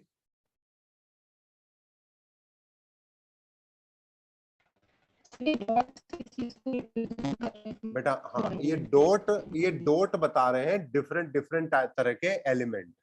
अगर दो डॉट जुड़े हुए हैं, अगर मान लो ऐसा है, तो ये बता रहा है कि कोई डायटोमिक गैस है, लाइक HCl, या फिर आपका डायटोमिक गैस HCl के जैसे है, HF के जैसी है, ठीक है, जिसमें हाइड्रोजन अलग है और फ्लोरीन अलग है। अगर ये उड़ रहा है तो मतलब गैस है, अगर नीचे सेटल्ड है तो सॉलिड या लिक्विड दोनों में से कुछ है, ठीक है। अगर ये सिंगल एटॉमिक से घूम रहा है, अगर सिंगल एटम ऐसे घूम रहा है, उड़ रहा है, तो इसका मतलब ये कई बार होती है ना आपका नियोन, जीनोन, उस तरह की गैस है, मोनो एटॉमिक गैस है, ठीक है। अगर मोनो एटॉमिक गैस है तो फिर ये एक एलिमेंट हो गया। समझ में आया बेटा?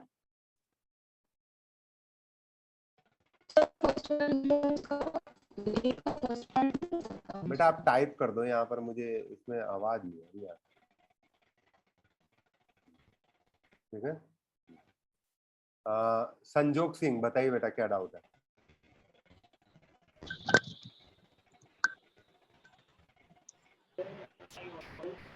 संजोग सिंह बताइए बेटा क्या डाउट है?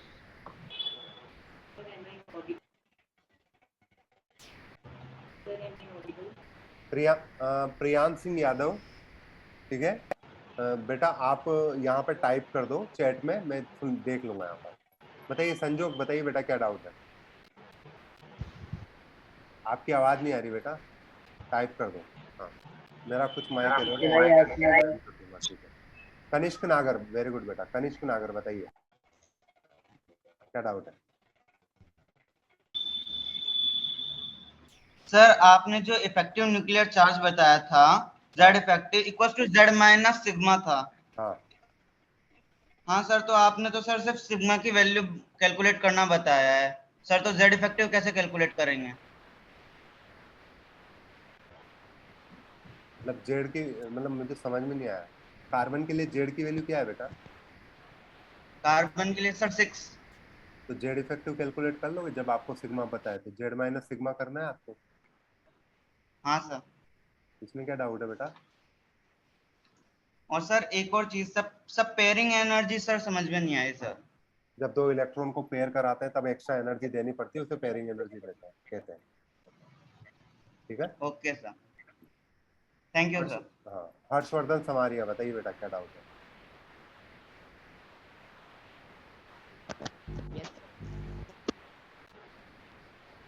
रेस 4 में है डाउट। रेस 4 में question 5 poly option. Priyansh Singh बेटा आपका माइक बंद करो। हाँ हाँ बताइए बेटा किसमें डाउट है आपको? सर रेस 4 के क्वेश्चन 5 में, रेस 4 के क्वेश्चन 5 में स्टेट्स दैट, इसका जो ऑप्शन वो समझ नहीं आया।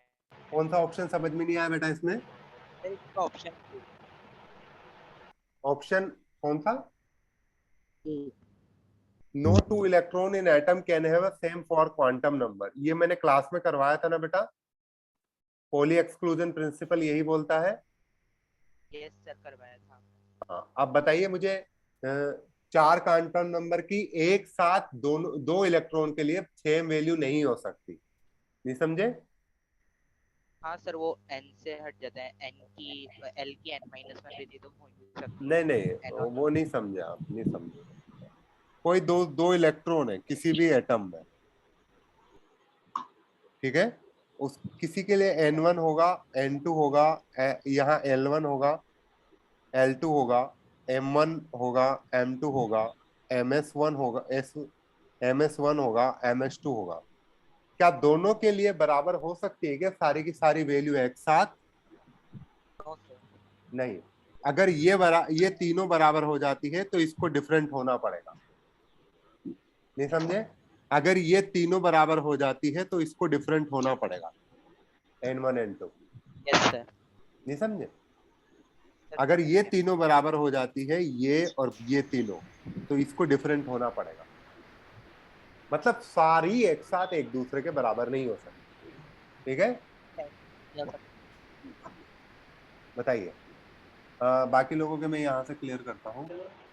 रेस 1 का क्वेश्चन है बेटा। रेस, बाकी लोग माइक बंद करेंगे। 9.6 इंटू 10⁻⁻19 दिया हुआ है चार्ज कूलाम में, ठीक है? तो आप यहां पर देखोगे तो 1 इलेक्ट्रॉन पर चार्ज होता है आपका -1.6 इंटू 10⁻⁻19 कूलाम। तो आपको इलेक्ट्रॉनिक चार्ज कैलकुलेट करना है, तो ये चीज मैं 1000 बार क्लास में करवा चुका था आपको। -9.6 इंटू 10⁻⁻19 डिवाइड बाय -1.6 इंटू 10⁻⁻19, तो ये आ जाता है 6 इलेक्ट्रॉन के बराबर। तो आप क्या लिखोगे? 6 -6 लिखोगे, ठीक है? तुषार, अमन, रेस 1 का क्वेश्चन 4। एक मिनट, बाकी लोग माइक बंद करो यार। ये हेलो हाँ बताइए बेटा। सर, मेरे को रेस 4 में क्वेश्चन नंबर 9 में डाउट है। रुको मैं बाकी सबसे पूछ रहा हूँ। प्रत्यक्ष बना, बताइए बेटा क्या डाउट है आपको? बाकी लोग माइक बंद करो।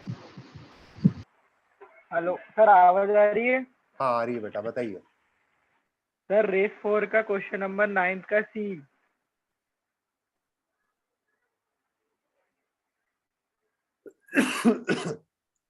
रेस 4 तो पिछली क्लास में भी डिस्कस करवाई थी मैंने ना सर। क्वेश्चन नंबर 9 का सी वाला बताइए। Number of maximum possible electron having ms equals to +½ for chromium. इसमें क्या दिक्कत है बेटा? क्रोमियम का इलेक्ट्रॉनिक कॉन्फ़िगरेशन आता है आपको? हाँ सर। बताइए बेटा। ऑर्गन पूरा एक्सपेंड करके बताओ, या सबके लिए काउंट करना है? 1:2 हाँ सर, 1:2 2:2 हाँ 2p6। हाँ हेलो सर, 3:2 बताइए फिर। 3p6 हाँ जल्दी जल्दी बोलो। 4s1 हाँ 3d 5। बताइए। ml की वैल्यू, ms की वैल्यू +½ किस किस के लिए होगी बताओ? इसमें कितने इलेक्ट्रॉन है, कितने ऑर्बिटल है? ये बना लो। हाँ बना लो ये सारे के सारे।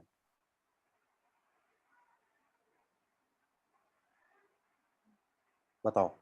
1s 2s 2p 3s 3p 4s 3d। बताओ इसमें कितने इलेक्ट्रॉन होंगे? 2। जल्दी जल्दी करो। हाँ हाँ कितने सर, सब में SS 2 6 2।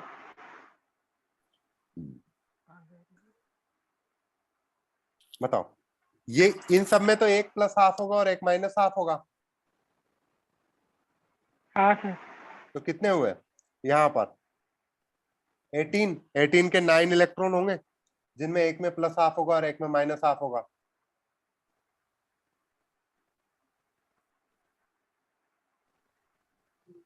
भाई 9 इलेक्ट्रॉन में +½ होगा और 9 में ही -½ होगा, ठीक है? अब यहाँ पर सर आंसर तो सुनो तो, अभी पूरा थोड़ा हुआ है सवाल। अब उसने पूछा है number of maximum possible electron, तो इन सब में क्या हो सकता है, प्लस हाफ भी हो सकता है, माइनस हाफ भी हो सकता है सारों का। अगर सबका प्लस हाफ मानते हैं तो मैक्सिमम आ जाएगा आपके पास, कितना हो जाएगा 6 इलेक्ट्रॉन्स, ठीक है। तो टोटल 15 इलेक्ट्रॉन्स हो गए जिनका प्लस हाफ हो सकता है मैक्सिमम, ठीक है। अगर मिनिमम पूछा होता तो फिर आप बोलते कि 9 इलेक्ट्रॉन तो होते जिनका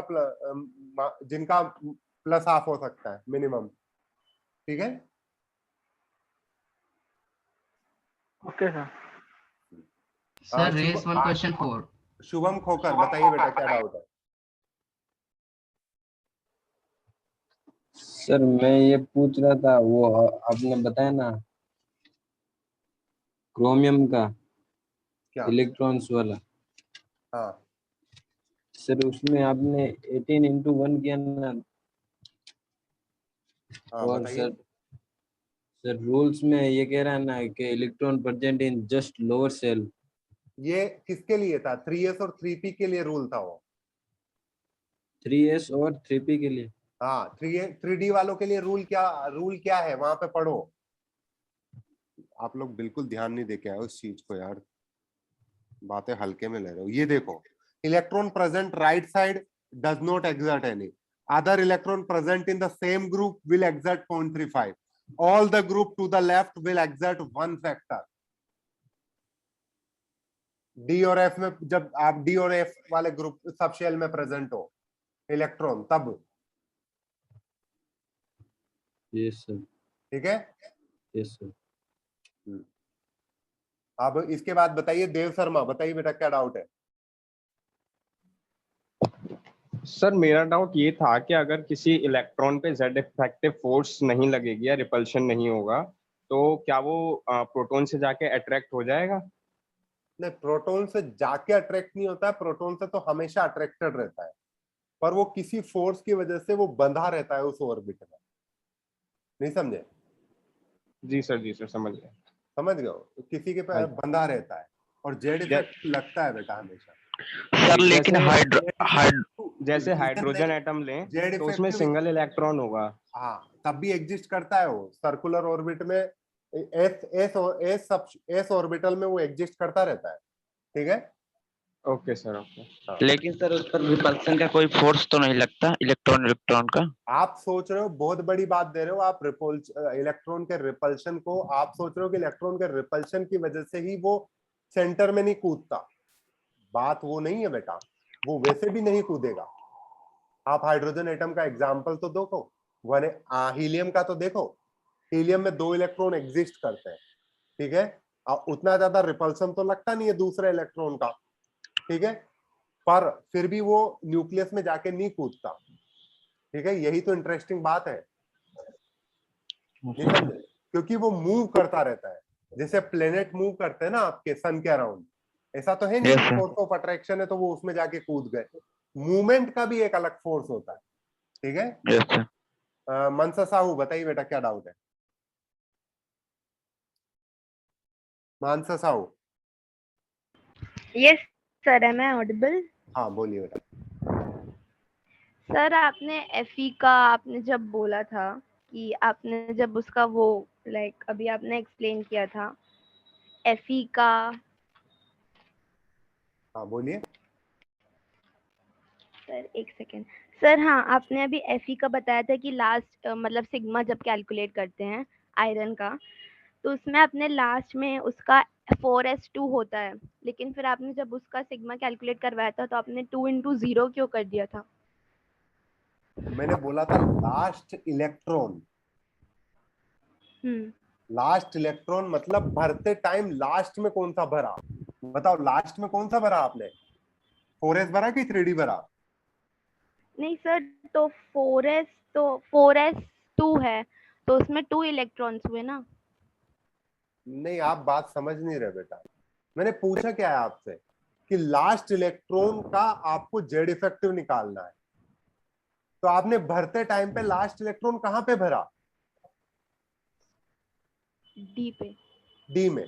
तो आपने जब डी का लिखा तो आपने 1s2 2s2 2p6 3s2 3p6 and 3d 6 4s2। तो आपने इनके ग्रुप बनाए, ठीक है, तो आपने ये 3D के लिए कैलकुलेट किया ना, तो इसके राइट में आ गया 4s2, तो ये तो लगाएगा नहीं। अच्छा। इसके लिए 2 into 0 किया। रूल फॉलो कर रहे हैं अपन, याद है रूल, जेड इफेक्टिव कैलकुलेट करने का। ठीक है, सचिन कुमार बताइए बेटा क्या डाउट है।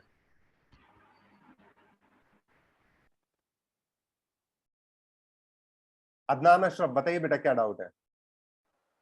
सर आपने जो लास्ट क्लास में पैरामैग्नेटिक और डायमैग्नेटिक समझाया था, वो ऑर्बिटल बॉक्स डायग्राम मुझे सही से समझ नहीं आया था, पुअर कनेक्शन हो गया था। उसमें क्या दिक्कत है बेटा? सर उस कल पुअर कनेक्शन होने की वजह से सर मैं देख नहीं पाया था सही से। आपने दोबारा नोट जाके पढ़े? सर नोट्स पढ़ा था, उसका स्टेट थ्योरी तो समझ में आ गया, पर कैसे डिस्टिंग्विश कर रहे हैं वो नहीं समझ में आ रहा। यार आप छोटी से छोटी चीज को इतना बड़ा बना देते हो कि सब कुछ नहीं आ रहा है, मतलब यार। अब ये बताओ, मुझे बताओ कि सोडियम प्लस बेटा पैरामैग्नेटिक है कि डायमैग्नेटिक, बताइए। सर ये समझ नहीं आ रहा है। डायमैग्नेटिक। अरे यार समझ में क्या नहीं आ रहा, कुछ तो किया ही नहीं आपने। बताओ माने इसका इलेक्ट्रॉनिक कॉन्फ़िगरेशन लिखो ऑर्बिटल बॉक्स डायग्राम वाला, पहले सिंपल लिखो। बताओ क्या होगा इलेक्ट्रॉनिक कॉन्फ़िगरेशन, बताओ। 1s2 2s2 3s6 3s1 3s1। Sodium का लिखा है आपने, सोडियम प्लस का बताओ। Sir 2p6 1s2 2s2 2p6। ठीक है, और इसका ऑर्बिटल बॉक्स डायग्राम बनाओ। यस सर बना। मेहनत तो करो थोड़ी बहुत। बताओ बताओ डायमैग्नेटिक होगा पैरामैग्नेटिक होगा? सर डायमैग्नेटिक होगा। खत्म बात। मीनल सोनी बताइए बेटा क्या डाउट है। यस सर मेरा एक डाउट था, आपने कल एक होमवर्क दिया था हमें, उसमें हमें ये चेक करना था कि जो एलिमेंट है वो डायमैग्नेटिक या पैरामैग्नेटिक। तो उसमें एक एलिमेंट था Au+, तो इसका जो कॉन्फ़िगरेशन आ रहा था वो आ रहा था Xenon 4F14 6s0 5d10। तो फिर 4F14 का हम कैसे बता सकते हैं? तो 4F14 का हमें ये भी नहीं पता उसमें कितने ऑर्बिटल्स होते हैं, तो हम उसमें एनपीएड कैसे निकालेंगे? ऐसे ना करो यार बेटा, आपको तो सब सर कुछ आपने पता है यहाँ पर। SP का बताया था, SPD बताया था सर, आपने डी के F का बाद नहीं एफ बताया क्या था आता सर। है? एफ का बताओ। मैंने मेथड बताया होगा आपको कैलकुलेट करने का। एफ का एल क्या होता है बताइए? F का L होता है 3। एफ का एल होता है 3। एमएल की वैल्यू क्या क्या होगी बताइए? सर -3 -2 -1 0 1 2 3। कितने ऑर्बिटल हुए बताइए? 7। 7 ऑर्बिटल्स। नंबर ऑफ इलेक्ट्रॉन्स कितने आ सकते हैं मैक्सिमम? 14। सबको सब कुछ पता है, आप फालतू में परेशान होकर डाउट ले लेते हो। ठीक है सही सर। सरवन, अरे सॉरी क्या बात है यार, डाउट पूछना हक है, पर खुद के माथे पे टपली भी मारा करो कि यार ये क्या किया। सरवन सिंह बताइए बेटा यस क्या सर। डाउट है? सर रेस 4 का क्वेश्चन नंबर 10 बताइए। ये तो बताया था ना मैंने उस दिन आपको। सर समझ नहीं आया। ये बढ़िया के एक्सक्यूज है भैया यार, है ना, खुद कोशिश मत करना कभी भी। इतने बड़े बड़े सवाल सारे के सारे है ना। बताओ बेटा इसमें एल की वैल्यू कहां से कहां जा रही है? ट्यूशन पढ़ा है? 0 यस सर 0 से n+1 तक। यार जिसको ज्यादा क्लास के टाइम की चिंता है ना वो क्लास से जा सकता है, I have no doubt about it. मेरे को व्हाट्सएप पे मैसेज मत करो, ठीक है? क्लास का टाइम ओवर हो गया, जिसको जाना है वो जाए, जिसको डाउट पूछना है वो रुक जाएगा। बताइए L equal to 0 to n+1। अगर n इक्वल टू 1 है तो बताओ L की वैल्यू क्या क्या होगी? 0 हाँ 1 2। Very good. n equal to 2 है तो बताए L की वैल्यू क्या होगी? 0 1 2 3। अब आपसे पूछा क्या है यहाँ पे? Number of electron in for n equal to 1। बताओ अगर ml की वैल्यू क्या क्या होगी? अगर 0 के लिए देखा था तो 0, 1 के लिए देखा जाए तो 1, -1 0, -2 -1 0 1 एंड 2। अब आप देख सकते हो बेटा नंबर ऑफ इलेक्ट्रॉन्स।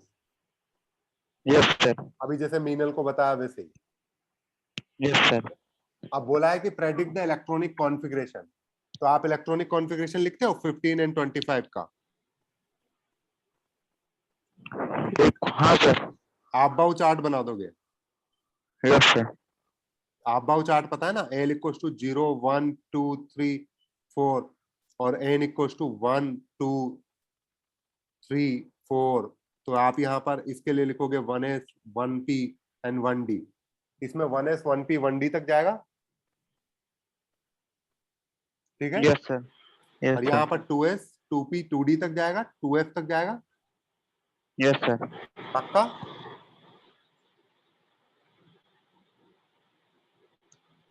ठीक है, यहाँ पे जाएगा 3s 3p 3d 3f and 3g। अब रेलगाड़ी चला दो।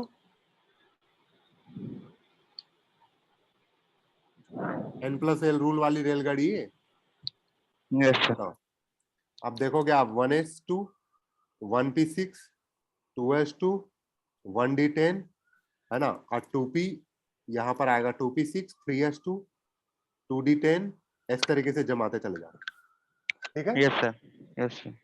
सर और आप हाँ, आपने बताया था कि इसमें for electron present in group of D subshell and F subshell, अगर if electron present in same group will exact 0.35 contribution.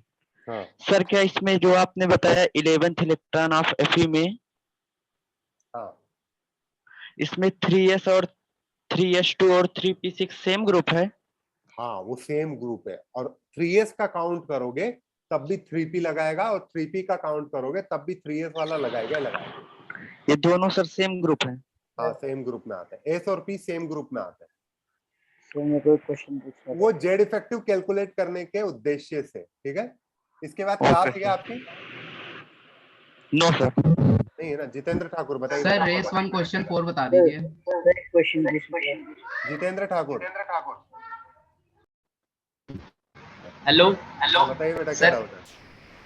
Sir मैं ये पूछ रहा था कि जैसे आपने बताया था क्वांटम नंबर्स एड्रेस बताते हैं इलेक्ट्रॉन का, तो इलेक्ट्रॉन तो सेल में रिवॉल्व करेंगे ना, तो सर वो तो बोला मैंने, आपका घर में आपका एड्रेस है, पर घर में आप कहाँ हो ये तो पता नहीं है ना। तो सर वो प्रोबेबिलिटी हो गई एक तरह की। हाँ, पर प्रोबेबिलिटी वर्ड यूज करना अभी खतरनाक है, क्योंकि वो आसानी से समझ में आता नहीं है, ठीक है? और सर ये ग्राउंड स्टेट और एक्साइटेड स्टेट समझ में नहीं आया था इसका कांसेप्ट। ग्राउंड स्टेट कुछ नहीं है, कोई भी एलिमेंट उसकी नेचुरली किस स्टेट में रहता है उसे ग्राउंड स्टेट, और एक्साइटेड स्टेट वो उस स्टेट से कितने एक्साइटेड, मतलब एक्साइटेड स्टेट यू मानो कि उससे कितना हायर लेवल पे। जैसे अपन ने बोला था कि अगर ये आपकी ग्राउंड स्टेट मान ली जाए तो ये होगी फर्स्ट एक्साइटेड स्टेट, ये होगी सेकंड एक्साइटेड स्टेट, और ये होगी थर्ड एक्साइटेड स्टेट। अगर ग्राउंड स्टेट n=4 थी तो ये n=5 हो जाएगी, n=6 और n=7, ठीक है? जनरली 1s के इलेक्ट्रॉन के लिए 1s इलेक्ट्रॉन्स होते हैं, उनके लिए n=1 ग्राउंड स्टेट हो जाती है। तो उस हिसाब से अगर पूछा जाए, ठीक है, तो उस हिसाब से अगर पूछा जाए तो आप बोल सकते हो n=4। बताओ कौन सी एक्साइटेड स्टेट होगी? बताओ n=4 कौन सी एक्साइटेड स्टेट होगी? n=4 third excited state. Third excited state होगी, ठीक है? आपके पास थर्ड एक्साइटेड स्टेट होगी, ठीक है? ये हो गया फर्स्ट, ये सेकंड और ये थर्ड, ठीक है? n=2 n=3 n=4, ठीक है? सर मतलब कि एनर्जी गेन करके वो एक्साइटेड स्टेट में चल। आगे आप जब एटॉमिक पढ़ते हो तब वहां पे एक्साइटेड स्टेट ज्यादा अच्छे से क्लियर होती है।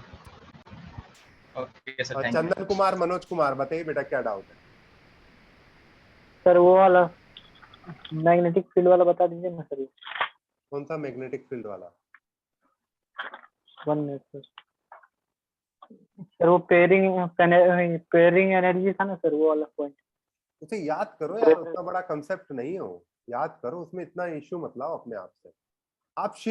आप ऐसा करो बेटा, आपको जो भी डाउट आ रहे हैं ना उससे पहले आप शीट करो, ठीक है? शीट में O1 सर सीटी नहीं मिल रहा है सर। O2 आपके पास PDF फॉर्म में होगा, quantum QN periodic table and chemical bonding, तीनों का एक साथ दे रखा होगा मॉड्यूल, ठीक है। और आप यहाँ पर लोगे S1, तीनों को करके लाओ कर, ठीक है। इतने आसानी से सवाल हो जाएंगे ना, इतना आसानी से चिंता मत करो, ठीक है। पहले उनको करो, फिर बाद में कोई डाउट बचता है तो पूछना मेरे से, ठीक है। और इनका ध्यान रखना कि सॉल्यूशन दिए हुए हैं आपको, ई सॉल्यूशन। सर शीट किधर है? शीट आपका डिजिटल मटेरियल में होगा बेटा, LN plus. Sir, raise one question for solution. Answers में प्रॉब्लम है। क्या दिक्कत है बेटा इसमें? सर उसमें option B C D correct दिखा रहा है। इनकरेक्ट होगा बेटा, वो इनकरेक्ट पूछा, incorrect representation of the species है। क्वेश्चन तो ढंग से पढ़ो बेटा। सर जेड इफेक्टिव नेगेटिव हो सकता है? नहीं हो सकता। Okay sir. आयुष शर्मा बताइए बेटा क्या डाउट है? Hello sir. हाँ बोलिए बेटा। सर Fe2 प्लस पैरामैग्नेटिक होगा कि डायमैग्नेटिक? आप बताइए। सर ऐसे इसका इलेक्ट्रॉनिक कॉन्फ़िगरेशन होगा 3d64s2, आर्गन 3d64s2। हाँ तो सर ये Fe का, हाँ Fe का, Fe2 प्लस का क्या होगा? 3d6। ठीक है, 3d6 को कैसे लिखोगे? सर 2 इलेक्ट्रॉन्स पहले वाले ऑर्बिटल में आ जाएंगे, बाकी सब में 4 और 4 एक इलेक्ट्रॉन। तो ये अनपेयर्ड इलेक्ट्रॉन है या नहीं है इसमें? सर पर एक तो पेयर्ड है ना सर, वो डायमैग्नेटिक नहीं हो जाएगा? मैंने क्या बोला था आपसे? डेफिनेशन क्या पढ़ी थी क्या आपने? डेफिनेशन सर की कॉपी जाके बंद कर दी, डेफिनेशन पढ़ो मेरे सामने, बताओ डेफिनेशन क्या बोल रही है? एक मिनट।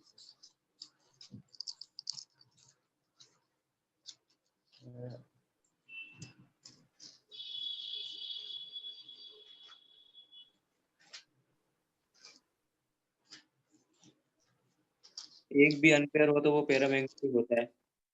खत्म बात। मैंने ये चीख चीख के भी बोला था, एक भी अनपेयर्ड इलेक्ट्रॉन हो तो पैरामैग्नेटिक होगा, ठीक है। हुआ क्लियर? Yes sir. हाँ आयुष बुधोलिया बताइए बेटा क्या डाउट है? Sir, in periodic table, when we go from left to right, Z efficient increases because Z effective. Z effective increases because atom size increases and electrons which are far away from the nucleus, their shielding power decreases. आप कल calculation करोगे ना बेटा इसकी, lithium की, beryllium की, boron की, carbon की, तब आपको नजर आएगा ये वाली चीज, ठीक है? Yes sir. आपको नजर आएगा। आकांक्षा कुमारी बताइए बेटा क्या डाउट है?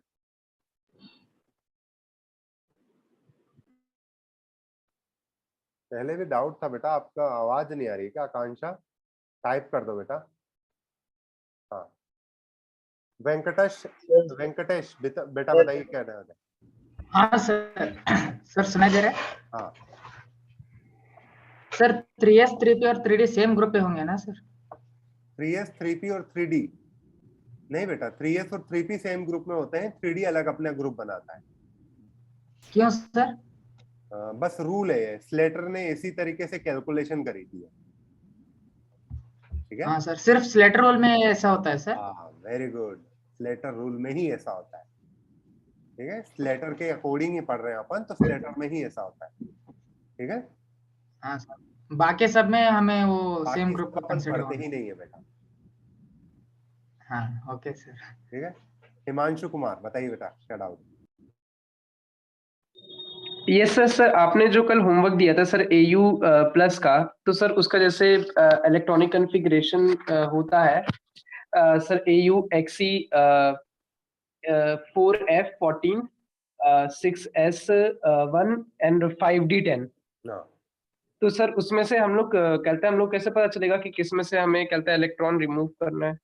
ये तो मैंने बताया था ना आपको, डी वालों में बताया था ना। जनरली मैंने 3rd से 4th पीरियड के लिए बताया था कि 4S से पहले निकालते हैं फिर 3D से निकालते हैं। Yes sir.